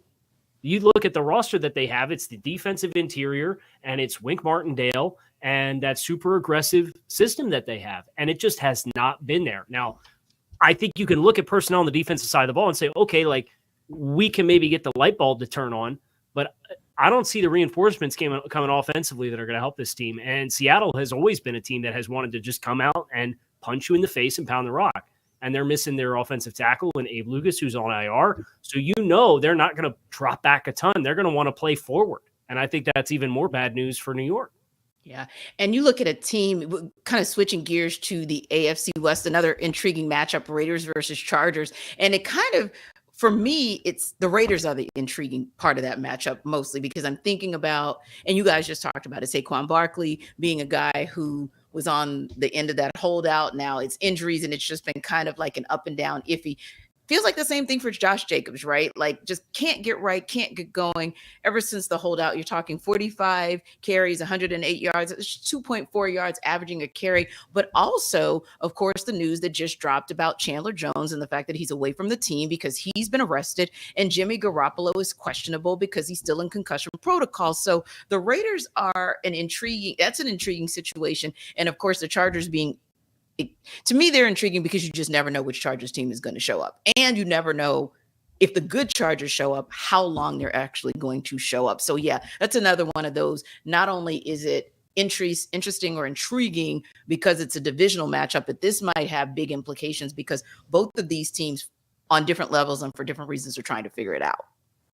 Yeah, and and I think the Chargers, this is another one of those games that, like, hey, it's a divisional game, and if you want to be taken seriously, if you want ownership to say, hey, I want to keep my job at the end of the year, you need to win these type of games because, like you said, like if we matching talent for talent on the offensive side of the football, the Raiders versus the Chargers, like we know who's going to get that check mark. Like, I'm checking the Chargers each and every time, but like I said, we don't know when we're going to get it. Like I don't know when to expect it. Is Justin Herbert going to have a off game? So it's just so many factors, and then when you factor in the fact of Mike Williams being out, now, and those receiver group always dealing with injuries. Seem like Keenan Allen, thankfully he's healthy. He's having a lights out type of year so far. So all of those factors coming into play, like the Chargers should win this game because I'll take Justin Herbert versus Jimmy Garoppolo 10 times out of 12, 10 times out of 10, you know what I mean? So, man, my math is off of there. I don't know what's going on with y'all, man. I did 12 out of 10. 12 out of 10. There we go. Yes, that's what I meant. That's what I'm talking about. Kyle, man, that's what Casey said. I like you. Yeah, that's exactly what he said. So, yeah, I'll take him 12 times out of 10. So, those are some of the things where when you're looking at this team and kind of matching up these guys from a skill standpoint, like the Chargers should win this game. They should be able to outscore the Chargers because the Raiders just look discombobulated on offense. And when you have a guy like Josh McDaniels as your head coach, like that's a problem. That is a big problem. Yeah, and you're right. The Chargers can absolutely score 34 points week one. Of course, it was a loss, but still 34 points nonetheless in week one, 24 in week two. And of course, in week three, they were finally able to crack the code, scoring 28 points and getting a win. So their first three games, up and down, interesting. We don't know. But speaking of three, we'll talk top three in just a minute. But of course, Jarvis has got to tell you guys once again why, after you wrap up watching another great edition of NFL Kickoff Live, you should check out DoorDash. Let me tell y'all about DoorDash. Let me tell you how they get you right. They send you these notifications in your email, and I got a notification from Wingstop. Hey, you buy 10 wings, you get 10 wings free. Yes, let's go. DoorDash, this is what I'm talking about. So, yeah. Make sure you need to check it out. Also, not only do they have your favorite restaurants, I'm telling you, they got your grocery store now. And I'm telling you, it is so convenient. You get what you want right to your door with DoorDash grocery delivery. You can stock up for the week or order last minute cravings conveniently. I'm telling you, I fall into that cravings and convenience every time they send me that notification. So I need you to do the same so I won't be alone. So how about this? You've trusted DoorDash to deliver your restaurant favorite, so make sure you go them and check them out and see what Locked On has right for you. So all you got to do is go to door-to-door dash, download the app, and you're going to get 50% off your first order up to a $20 value when you use code LOCKEDONNFL at checkout. Yes, LOCKEDONNFL at checkout. That's 50% off up to $20.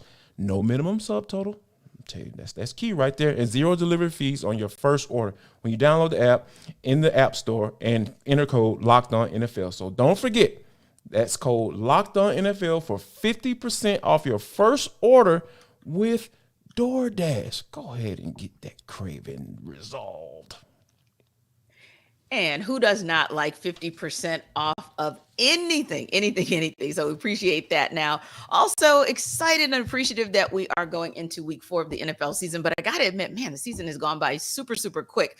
Now, there have been some players that we've had our eye on from day one, but we've also kind of changed players from week to week. So I'm curious to know, as we head into week 4, Jarvis, who is maybe that one player that you want to watch, and why are you looking to see what he's going to do this weekend? I'm going to watch Deshaun Watson, because they have a divisional matchup against the Baltimore Ravens this week. I talked about earlier about how elite this defense is. Yeah. They have the opportunities to really get off to a really good start in this division and continue to show that, hey, this is Kevin Stefanski deserves to keep his job. I'm trying to fire everybody this week. Brandon Staley, Kevin Stefanski. Like, I'm telling y'all, man, these coaches are on the hot seat because they have such talented rosters and they just haven't been able to figure it out. But it looks like Cleveland Browns are on the right track when it comes to, in this division, and they got a big time divisional matchup against the Baltimore Ravens. Y'all know how I feel about Lamar Jackson. I really feel like he's going to catch fire soon because Todd Monken is making him look like an NFL quarterback. He's giving some options at the line of scrimmage. He's being able to sling the ball around the yard a little bit. He doesn't have to run the triple option and stuff and like that anymore. And I really feel like this the Deshaun Watson has the opportunity to be able to say, hey, we're here in the AFC North, and I know we've been bottom dwellers, but hey, this year we're going to make some noise. Who are you looking for? A good performance, a breakout performance, a next man up performance from Kyle? I'm keeping it in the same game, and I'm looking at the Baltimore Ravens passing offense with Zay Flowers and Lamar Jackson, that combo. So Yes. Odell Beckham didn't practice today. Rashad Bateman didn't practice today. Ronnie Stanley didn't practice today. You got your top 2 pass rushers didn't practice today. Marlon Humphrey didn't practice today. Like, Baltimore's hurting going into this game. It's a really big game. And JD talked about just how good, statistically speaking, the Browns defense is. They are averaging 3.2 yards allowed per play defensively through the first 3 weeks. Like, crazy good. They're 3-0 if the Browns offense doesn't give the Steelers 2 touchdowns on that game that they played earlier this season. They've allowed 1 passing touchdown through 3 games. So if Baltimore's going to win this game with the injuries that they have, it's got to come, in my mind, Lamar, step up, have the big breakout game, right? They have changed how they play, and yet he's averaging about 203 yards passing per game. I think over the last 2 weeks, he has 1 completion further than 15 yards or 20 yards down the field. So let's find some chunks with this explosive dynamite wide receiver that you invested in. And then in the red zone, Zay Flowers has 5 targets in the red zone, and he's caught 4 of them for -6 yards. We got to find a way to take advantage of those targets with this key player that you had this vision for, that you drafted, and to get more production in the scoring area. So that, for me, is the matchup against Cleveland. If you get down in the red zone, you can't settle for 3. You're going to have to score touchdowns. And it's going to have to be, in my mind, because of Lamar Jackson and Zay Flowers. Yeah. And this will be a weird one because, of course, Kyle, Jarvis, and I cover the Atlanta Falcons, but we had the good fortune and the good pleasure to be covering them when they drafted Calvin Ridley. And Cal Ridley was a media favorite. He was a fan favorite. And of course, we know the gambling situation and things kind of went awry. And then he had the opportunity to have a new start with the Jacksonville Jaguars. And so far, it's been a pretty decent year for him. 13 receptions on 26 targets, 173 yards, a touchdown. So I'm really interested to see how that's going to go against his former team. The secondary for the Falcons, we'll say they've been, how would we say? We'll call them solid. And at times there's been some greatness, obviously, from Jesse Bates III and from AJ Terrell, but it's still a secondary that I feel like, whoa, Calvin Ridley could still do some special things this weekend. And Cal Ridley, we've seen him before in action do special things. I think he's getting off to a fairly decent start, especially against a Jacksonville Jaguars team that goes up and down on how they look on offense. So I'm very intrigued to see what's going to happen, albeit across the pond this coming weekend against his former team. Now, there are some can't miss players that you guys just talked about, that I just talked about, but also some can't miss games this weekend, some games that we'll definitely have our eyes on. You guys kind of teed it up earlier, so let's go back to it. The Cleveland Browns. The defense has held strong against every opposing QB they have faced. And of course, that's courtesy of Myles Garrett. He is always causing issues for the likes of Joe Burrow, Kenny Pickett, Ryan Tannehill. This Sunday, he's got Lamar Jackson. Can the Baltimore Ravens offense stand up to this Cleveland D? Well, first of all, Kevin Oestreicher of Locked On Ravens and Jeff Lloyd of Locked On Browns are going to break it down. Then I want to hear from you guys about it.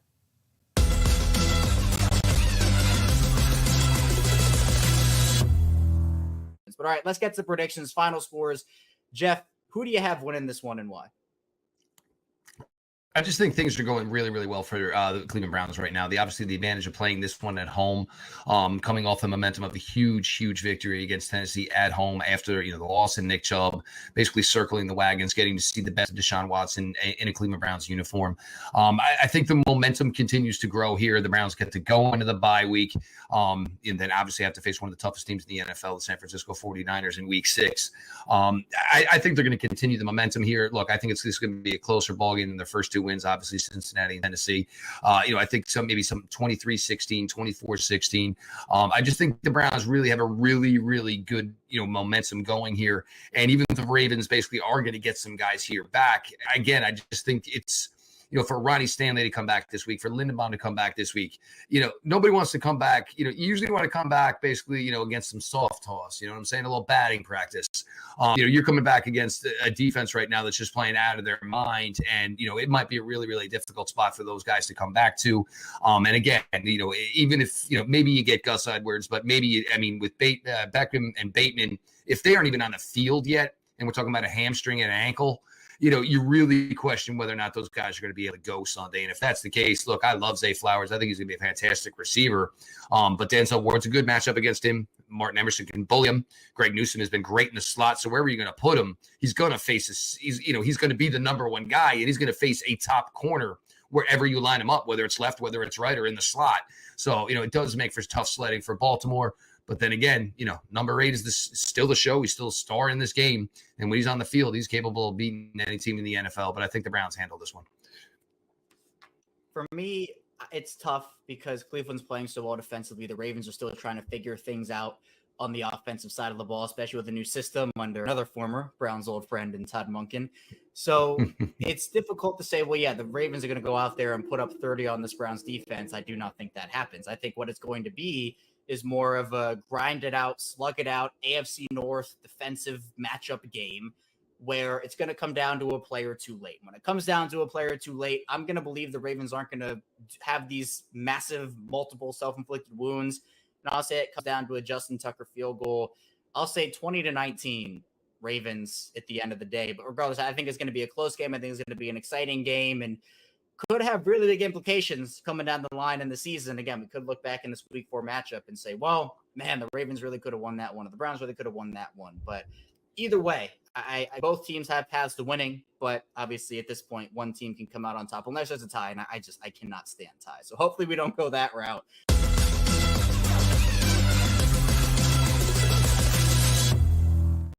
Yeah, teams in the AFC North would rather destroy one another than tie. That's just not what they do. But oddly enough, 3 out of the 4 teams are 2-1, including these 2 teams. So, man, this is going to be some type of matchup this weekend. Yeah, the quarterback matchup is going to be something. I really feel like, we talk about Deshaun Watson and Lamar Jackson, like the new system in play, and then Deshaun Watson with all the expectations and a $200 million contract. It's just so many factors that come into this game. 3 teams in it, 2-1, and the Cincinnati Bengals are 1-2. Who saw this coming? Like, who saw that coming this early on in the season? So I really feel like this is the type of game that you're going to look back like the guy started to talk about. You're going to look back at this game and say, you know what? This was when fill in the blank said that, hey, we're going to try to take this division. And I really feel like the winner of this game, no shade, T. Pittsburgh Steelers it's hard for me to get on board with them right now. So I really feel like the winner of this game can really say, you know what, we're the front runners in this division. We are the team that can take this bad boy, thinking big picture going forward, and say, you know, this is when we plant our flag and say, you know what, AFC North is ours today after this game. And Kyle, you know what else makes this such a critical matchup? The fact that, to Jarvis's point, Steelers are probably more the pretenders. These two teams are probably more the contenders, with the Bengals potentially being a contender as well. Somebody's got to win the division, but it's going to be very difficult if you don't win the division to try to get into the playoffs on wild card. So when you look at those implications, that makes it, to me, even much more of a critical game to win at this juncture. Yeah, and what's really interesting for all the praise that we've heaped on Cleveland for their defense, Baltimore second best yards per play in the NFL at 4.1 yards per play. Quietly, so let's go ahead and lean into the under. We're used to that though, right? Like, that's not anything new. Oh, Baltimore Ravens defense good? Cool, yeah. All right. Sun is yellow. Lots of defense.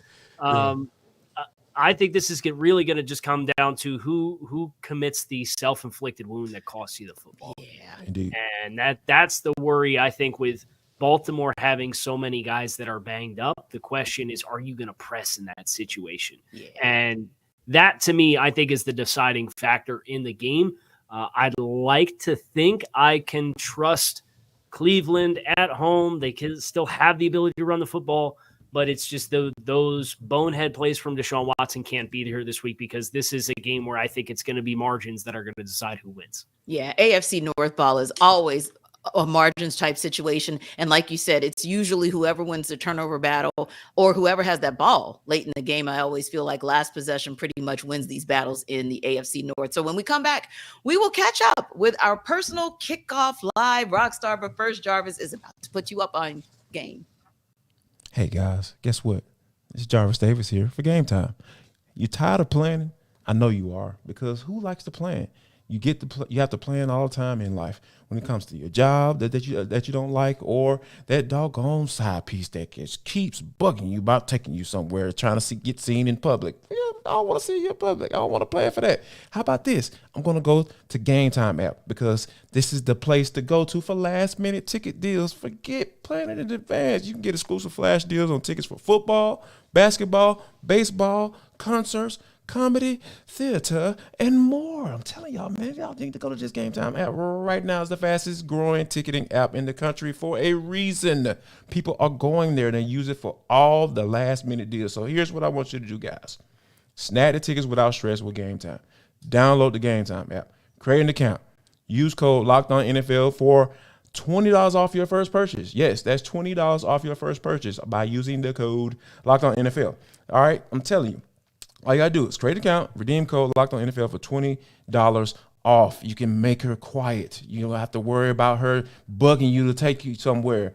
All you got to do is go to the Game Time app for last-minute tickets. Download Game Time today. Last-minute tickets, lowest price, guaranteed.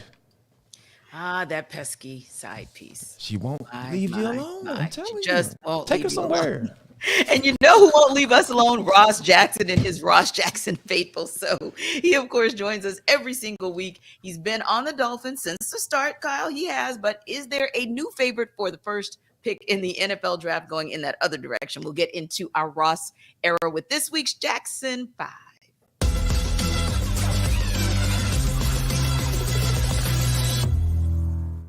All right, everybody. It's the rock star of NFL Kickoff Live himself, Ross Jackson, here with the Jackson 5. Yay, let's hear it for him, because you got oh my goodness, you got such a supporter crew that comes through from every week for NFL Kickoff Live, and we certainly appreciate it. Now, look, your smiles, all smiles right now, but I know it was a tough week last week because Saints took their first L of the season. And so, yeah, but I guess you're smiling too, Ross, because the good news is Derek Carr is not down for the season, and it really did look it looked pretty dire at first. So I think that's a good thing, but could be a little bit of a conundrum because you could just decide. Dennis Allen will have to make a decision. They'll have to make a call. Jameis Winston, Derek Carr. Who do you think, with some of the intel that you've gotten so far this week and what you've seen at practice, who do you think is the start? Yeah, at this point, I think going into this week's game against the Tampa Bay Buccaneers, the Tampa Bay Buccaneers will see a very familiar face at New Orleans Saints quarterback, and that will be Jameis Winston. I think that's the way that the Saints are going to go here. It's the wise decision to make. Look, you got away without the big serious injury for Derek Carr last week. The offensive line has not been great here in the city of New Orleans.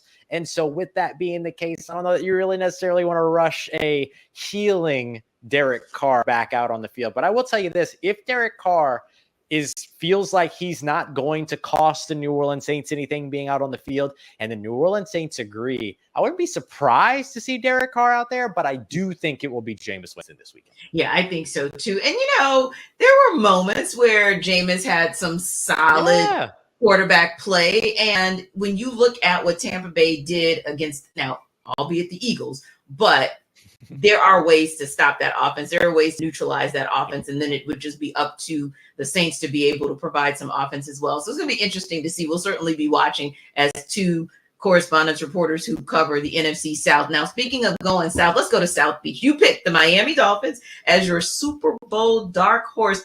Are they more than a dark horse after hanging a 70-piece on Denver last week? Let me tell you something. If I walked into any restaurant in the world and said, let me get a 70-piece, they would send me out. And Mike McDaniel said, give me my 70-piece. And I love it. I love it. I don't think at this point I was right to call them a dark horse. I think at this point they're a contender, right? Like, this team has been remarkable all season over the course of these first three games. And it's not just the 70 points. It's the 726 total yards. It's the defense balling out with Vic Fangio's scheme and system that's working really well for these players. It's a good example of a collection of scheme and personnel and how the two things can work together on both sides of the football.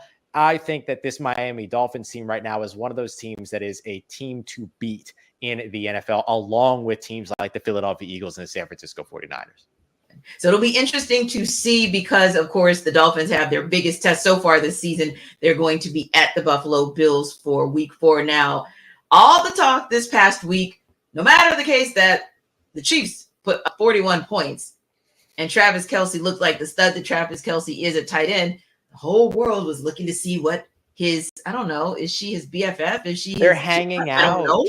They're hanging out. Taylor Swift fans. Yeah. And you're learning about this guy that nobody knew about, Travis Kelce. This Travis Kelce guy. Whatever, man. What are your thoughts on this whole Taylor Swift thing and the fans kind of coming over and discovering the NFL? Look, that's probably my favorite part about it. I love the influx of new NFL fans. We're watching not the New Orleans Saints. See how used to that I am. We're watching the NFL, the National Football League, go through all these different types of, ploys to get a younger audience. Games on, children's television stations. They're doing a claymation game for the London matchup on Sunday. All these other things. And has that worked? We don't know. There's no reported numbers on whether or not that's worked. But you know what has worked? Taylor Swift.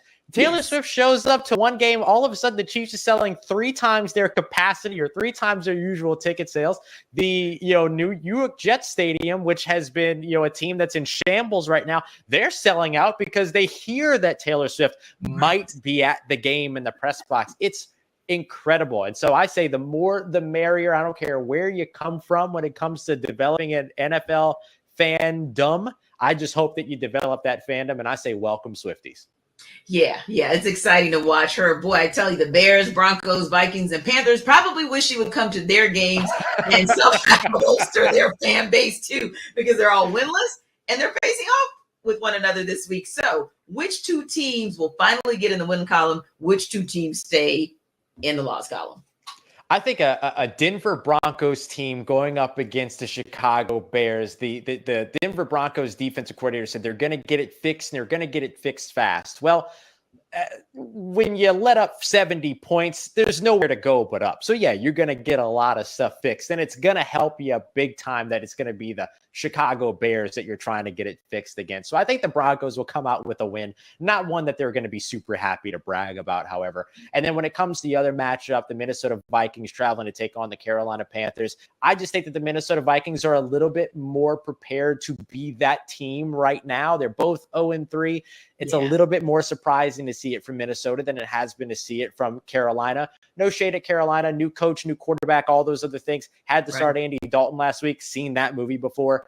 I think that when it comes to that matchup, I think the Minnesota Vikings will walk away with the win. And that's pretty big when it comes down to some things for the Chicago Bears and the Carolina Panthers moving ahead. Yeah. And speaking of surprise performances last week, had to be the Arizona Cardinals, because everyone thought Dallas Cowboys were going to walk away with this big win because Cardinals are the worst team. But I don't know, kind of where is your radar for them still getting that first overall pick after they showed up and showed out against Dallas last week? First of all, I want to pat myself on the back a little bit, because a couple of weeks ago I said that the one thing that the overreaction I didn't buy into was the Dallas Cowboys being good. There you go. Here we are. I think right now, if I'm shifting that first round pick meter, I'm kind of getting a little bit more firmly locked in on the Chicago Bears. Here's why. Not only are the Chicago Bears bad and therefore could end up with a first round pick themselves, but they also own the first round pick of the Carolina Panthers, who are also bad. So they have two chances to get that number one overall selection. So I'm starting to look over at the Chicago Bears a little bit with a side eye. Yeah, they are absolutely a clusterfuffle. They are hot garbage. They are a hot mess. I mean, whatever term you use could not be strong or too strong to describe the Chicago Bears. Okay, we got Swifties, and when you guys come back next week, we're going to have a name for the Ross Jackson faithful as well. We appreciate you guys stopping by. We'll see you next week on the Jackson 5.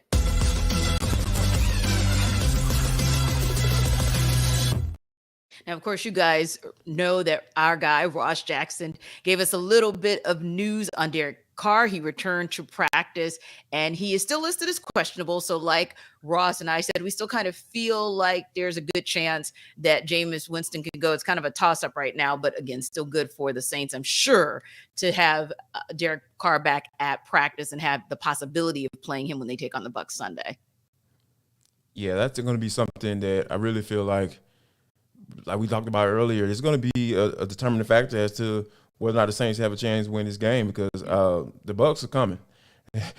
Like they are coming up front. Like they are so strong up front. Like that's why they're able to keep a guy like a Baker Mayfield, who's a quarterback, keep him in games. You know what I mean? So I think that he can make plays when the opportunity comes his way. So yeah, if Derek Carr doesn't play and Jameis Winston is the starting quarterback, I feel like that's a win or loss type situation. So if Jameis is at the quarterback, he's going to put the ball in harm's way, like he's been doing, and unfortunately love Jameis as a guy, as a person, but this is the type of that's how he plays. That's who he is, and that's why he's no longer with the Tampa Bay as an organization. So I really feel like Derek Carr potentially not being in this lineup is going to be the big key for this game. Yeah, and Kyle, maybe another game that will have a bigger impact due to injury than even we were talking about just 6 or 7 minutes ago, to tell you how quickly things can turn. We just got official word that Odell Beckham Jr. and Rashad Bateman have officially been ruled out for Sunday's showdown between the Ravens and the Browns. And we talked about the impact that Zay Flowers could potentially have on this offense if he and Lamar Jackson can connect. But I thought about it and kind of looking at it, although, yes, those are absolutely two losses, when you kind of dig into the numbers, it's interesting because 5 for 7, 66 yards for Odell Beckham Jr., no touchdowns so far, 7 targets, 7 receptions, 9 targets, and just 59 yards. Again, no touchdowns for Rashad Bateman. But you look over at Nelson Aguilar, quietly, he's got a touchdown. Quietly, his numbers look a little bit better because he's had 9 receptions, 10 targets, 102 yards. Do you think, however, with both of these guys now being officially listed out, Kyle, that between Nelson Aguilar and Zay Flowers, Lamar Jackson still has enough to be able to move this offense? I think anytime you have a quarterback who has the dynamic ability of Lamar, it's hard to dismiss the ability to move the ball. Now, I think Cleveland's got really good team speed. I think they have a secondary that can kind of match on Mark Andrews. I think they have a secondary that can still give some problems to Zay Flowers, whether he's inside or outside. So it's just a risk that I think Baltimore ran with what the wide receiver market has turned into, with how expensive it is to do business in that area and sign free agents. And it's now considered a premium position based off of these $30 million contracts that the top of the position is getting when they're signing new deals. It's really hard to remake and remodel when you have, I don't want to say glossed over wide receiver for as long as Baltimore has, but they had the MVP season in 2019, and then they tried to shift with Greg Roman, and they were like, it didn't really work great, so we're going to go back to a bunch of tight ends and not really continue swinging the bat overly aggressively at wide receiver. And like doing it in one offseason was going to be really hard. So what do? You find Odell Beckham, who has high upside with what he is when he's at his best, and you're hoping that Rashad Bateman can be the first-round player that he was, but he's had durability issues and has continued to now have durability issues. It's just fans always want to be like, oh, you should have done this better. Every team says we should have signed more offensive linemen, right? They're not just laying around. Like there's an availability there. There's a limit to the resources that you have. I think with what you're saying with Baltimore, unfortunately, is an embodiment of that, where it's really hard to just flip the switch and find 11 personnel that's really going to hammer on all cylinders. And they're just kind of getting hammered with it right now. So Lamar's going to have to be the Lamar Jackson that he was when he proved he was capable of being a league MVP, and be a dynamic playmaker. And it might look differently for what the plays calls look like versus that offense and this offense, but you got to make the plays if you're going to win the game. Differently indeed. And if there's one thing the pandemic has taught us as well, speaking of differently, it is how to shop differently. So Jarvis is actually going to tell us a pretty good way to do that with eBay. And guess what, guys? Our partners at eBay Motors have teamed up with Locked On Fantasy Football host Vinny Iyer. Yes, I got Vinny Iyer to bring you some of the best fantasy picks each week all season long. Whether you're prepping for a daily draft or you're scouting the waiver out, trying to figure out how to beat that guy who continues to talk trash to you every week, even if y'all aren't playing each other, they out here trying to talk a little trash. So yeah, every week we're going to get you prepared to provide you some players that are guaranteed to fit on your roster. So let's see who Vinny has picked out for us in this week's eBay Guaranteed Fit Fantasy Pick of the Week. This week, it is Broncos running back Javonte Williams has gotten a healthy 48 opportunities in his first 3 games. But so far, he's managed only 180 scrimmage yards and 0 touchdowns during the team's 0-3 first start. Expect the volume to finally convert into true fantasy production for Williams as Denver gets the wilting Bears, the awful Bears, the reeling Bears, the outside noise Bears in Chicago in week 4. The Bears have given up plenty of overall yardage and scoring juice to backs through the first 3 weeks, and Williams will be the latest to take advantage as a runner and outlet receiver. So check out Javonte Williams for all of that. Vinny Iyer from Locked On Fantasy Football is going to help you win your fantasy championship, and eBay Motors knows the championship team is about each player being a perfect fit. Same with your vehicle. So guess what? Here's what we are trying to do over here at eBay Motors. With over 122 million parts for your number one ride or die, you can make sure your ride stays running smoothly. From brake kits, LED headlights, roof rack, bumpers, whatever your baby needs, eBay Motor has got you covered. And with the eBay Guaranteed Fit is guaranteed to fit your ride with first time, every time, or your money back. Plus, at these prices, I'm telling you, you're trying to put some money back in your pocket, eBay Motors is the place to go. They have so many parts to choose from. So make sure you go keep your ride or die alive at ebaymotors.com. And, we really don't know sometimes whether a rookie is going to be ride or die or just die. But you hope that he will at least be someone you can ride with. And listen, If it takes a while for your rookie to get up to speed, no problem at all. But if you want to know which way to go with a rookie, our Locked On Fantasy Football host, Kate Majuk, has a look at some players we should be picking up and stashing as before their production catches up maybe to their potential in week 4.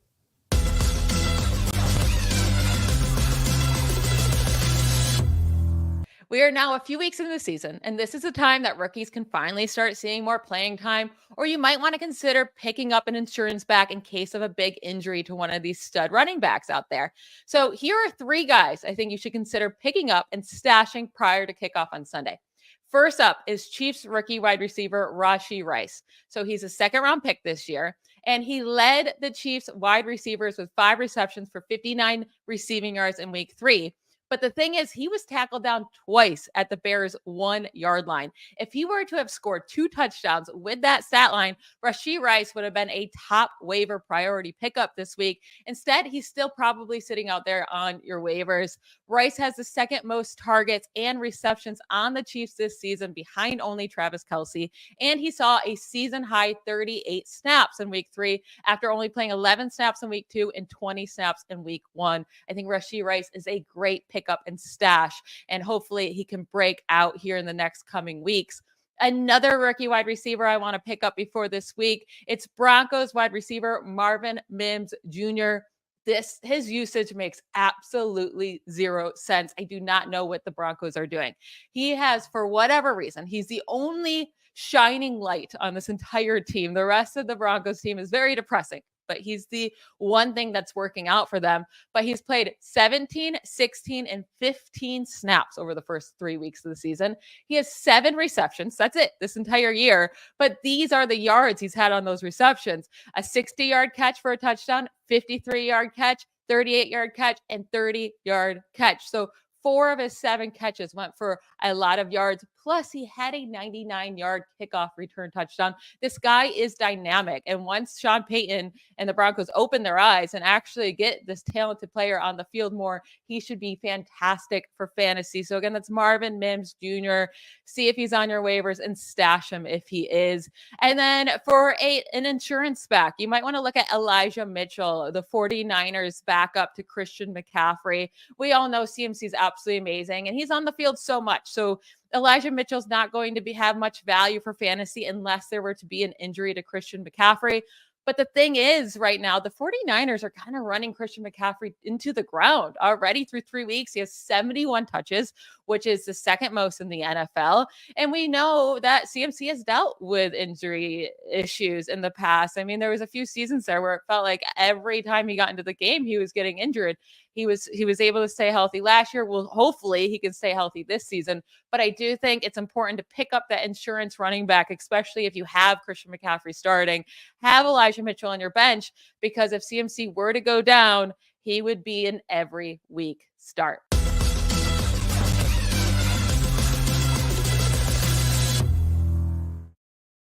So guys, going into week 4, you got a lock for your fantasy football? Who is it, and why is that player maybe your lock? I got my lock. It's Tyler Algier of the Atlanta Falcons. The Jacksonville Jaguars, I'm telling you guys, awful against the run game. They have just been giving it up to the Glock when it comes to running the football. So, yeah, but seriously, though, I really feel like the Falcons are going to get back to the basics, being able to run the pound of rock. And I'm not excluding Bijan Robinson, Kyle. I see you over there kind of squirming around. Ahead and discuss. Yep. I see. I understand. But follow me here. I really feel like Tyler Algier brings something different to the game. Not better. I'm not saying it's better, but he brings a different element to the game, was what Arthur Smith wants to do. He wants to be able to pound that people into submission. And I think that, Bijan Robinson can give you that, but I think you're limiting Bijan Robinson if you're trying to put him into that role, right? So I think that Tyler Algier is going to be that guy who can do that for you when you're trying to establish something, and then when you're trying to finish games as well. So I feel like Tyler Algier is my lock of this week. I think he's going to get back on track with a sweet matchup against the Jacksonville Jaguars. He can be a touchdown machine indeed. Absolutely. How about you, Kyle? Your lock. I'll stay away from the low-hanging fruit of Justin Jefferson against the Panthers, and I'll go with Keenan Allen against the Raiders. Obviously, the injury to Mike Williams, it stinks, and it's super unfortunate. I know we touched on it earlier throughout the course of the 2-hour block, but I don't trust that Raiders pass rush besides Max Crosby. They've got one guy up front. I think the Raiders, Austin Eckler's been banged up with the ankle sprain. Now Mike Williams out. It's like Keenan Allen's the guy. And I think the Chargers are going to score a lot of points. I think a lot of that's going to come on courtesy the arm of Justin Herbert. So I think he and Keenan Allen are going to combo for quite an impressive day. And what Keenan have, he dropped a 45 piece on me last week. I know nobody cares about my fantasy team, but I know firsthand what Keenan Allen did last week. Go ahead and lock me in. I don't know if he does that again, but he's going to have a really productive day against the Raiders defense. Yeah, I can't disagree with you. That was, he had an outstanding, and I say an outstanding week last week, but really an outstanding season, right? So yeah, those are probably some good locks. And for me, it's interesting because I feel like this is going to be kind of a weird lock, but I'm still going to kind of throw it out there because, of course, we haven't talked much about my beloved Steelers, but they'll be taking on the Texans this Sunday. And I feel like Najee Harris is due. He better, God dog it. And we need him. I'm tired of starting him every week. He better. Najee, listen to T. I'm telling you. I'm about to trade you, but I'm sorry. No, seriously, he at times he has been painful to watch because you know what Najee Harris is capable of, right? And so thankfully, Jaylen Warren is he's been serviceable when Najee has just been stuffed, especially in those first 3 quarters. Najee has kind of gotten off to a slow start, if you will. But yeah, I would say probably Najee Harris, but I certainly would not have a problem giving a cosign to George Pickens because George Pickens has just been, he just does George Pickens things and he's done it on a consistent basis. Give him a rock. Exactly. Give it to him. Because if you look into the numbers, not that the Texans didn't really put it on the Jaguars, but numbers wise, that's the Jaguars' fault that they didn't get into the end zone more often, right? Because you walk away with 404 yards, even if some of them might be trash yards at the end of the game. But if you walk away with 404 yards, then I feel like you should have more than 17 points on the board. I feel like if you have George Pickens, that's probably going to happen. So you guys can go either way. Either Najee Harris is going to come back and return to the Najee of old and actually punch it into the end zone, or George Pickens is going to keep doing George Pickens things. And if we see the Kenny Pickett that we saw for a quarter and a half last week, then I feel like Pickens will be a good lock for anybody. That's just me. Love to see Pat Freiermuth continue to get more involved too. Yeah, that was encouraging, Kyle. Absolutely. Gosh, man. Yeah, because all these Steelers players giving me headaches every week on fantasy football. Like, come on, man. But he started to show exactly who we thought he is. And we talk a lot about. We were talking actually earlier in this show about tight ends and those tight ends who are really key and critical to their teams, and also teams that really take that tight end position seriously. And it's really a critical component of their offense. The Steelers have always been that team, and not whether it's a tight end who can actually catch the ball, who can actually score the ball, but also, the Steelers. If you're not a blocking tight end, then in our book, you're not a tight end. So I think that we started to see Pat Freiermuth kind of put all of those things together, and maybe, I can't believe I'm saying this out loud, but maybe Matt Canada kind of sort of put him in a position to actually do something that we knew he was capable of doing. So listen, we talked about teams that we thought were going to win in a good space, like the 3-0 teams, right? And the stronger 2-1 teams. Let me ask you guys this as we wrap up real quick. Is there one team that you think could be that surprise team, kind of that upset special going into week 4? I know not to say Pittsburgh. Better not. Throw that on the back burner. Yeah. New England. I don't want to choose violence, Kyle. I think it's New England against Dallas. I like it. Dallas having the offensive line banged up. We talked about there need to be more multiple offensively. Obviously, they lose a ball hawk in Trayvon Diggs, and New England is always looking to hunt games and keep them close to the vest and get late in the game and have the right situational call. Yeah. So I just think the way New England plays, if they can find some success running the ball offensively, which Dallas, obviously they gave up a lot of yards defensively against the run, that's a team that I look at, and I'm a little leery that if it all has to be the run game with a hurt offensive line and CeeDee Lamb, New England can push the right buttons with Belichick there to keep that game close. And that's the one that I look at, and that's almost a touchdown spread. So I'm not saying New England's going to win the game, but if you ask me an upset special, that's the one I look at. I think the recipe's kind of there for that to happen. Indeed. And you guys mentioned it earlier about the fact that that's a banged up offensive line. And we also just got word that Tyron Smith has been officially ruled out. So now you've got one more guy down on the left side of that offensive line. Yes, Kyle, that could be an upset special in the making. What about you, JD? I'm with you. I agree. I think that's a really solid doggone pick, because what do we say about Cowboys and expectations? They don't meet them. It's like that guy that, you're just waiting around for him to propose, and he buys the ring, but he never asked the question. That's the Dallas Cowboys. And that's just how they operate. They build you up to kind of say, to disappoint you. Dang, that sounds like another team that I'm very familiar with. So yeah, I think that that this is lining up to be one of those games where you're like, man, they should have won, but I'm not surprised that they lost. Yeah, and they've got to be careful, because honestly, it feels like it's almost lining up to be that kind of Cowboy season as well. And Scott Hebron says, yeah, it sucks knowing we could have been 3-0. And yeah, it's going to suck if indeed, not only could you have been 3-0, but in a minute, you might be approaching 500. And that's a whole nother conversation that Cowboys Nation could potentially have. So listen, we appreciate you guys for stopping by. Thanks, Scott, for chiming in. Definitely appreciate you as well. And listen, rock with NFL Kickoff Live, because we are the best football talk every single Friday. So for Kyle Krabs, hey, go Dolphins. They're going to get it done again. For Jarvis Davis, I know it's an early bird special for you because the guys are across the pond. The Falcons are across the pond. But hey, could be a good look for those guys as well. We appreciate you guys for stopping by. Of course, I'm Tanitra Batiste, hanging out with these guys each and every week. And of course, you better come back next week, because we want to hang out with you. See you then.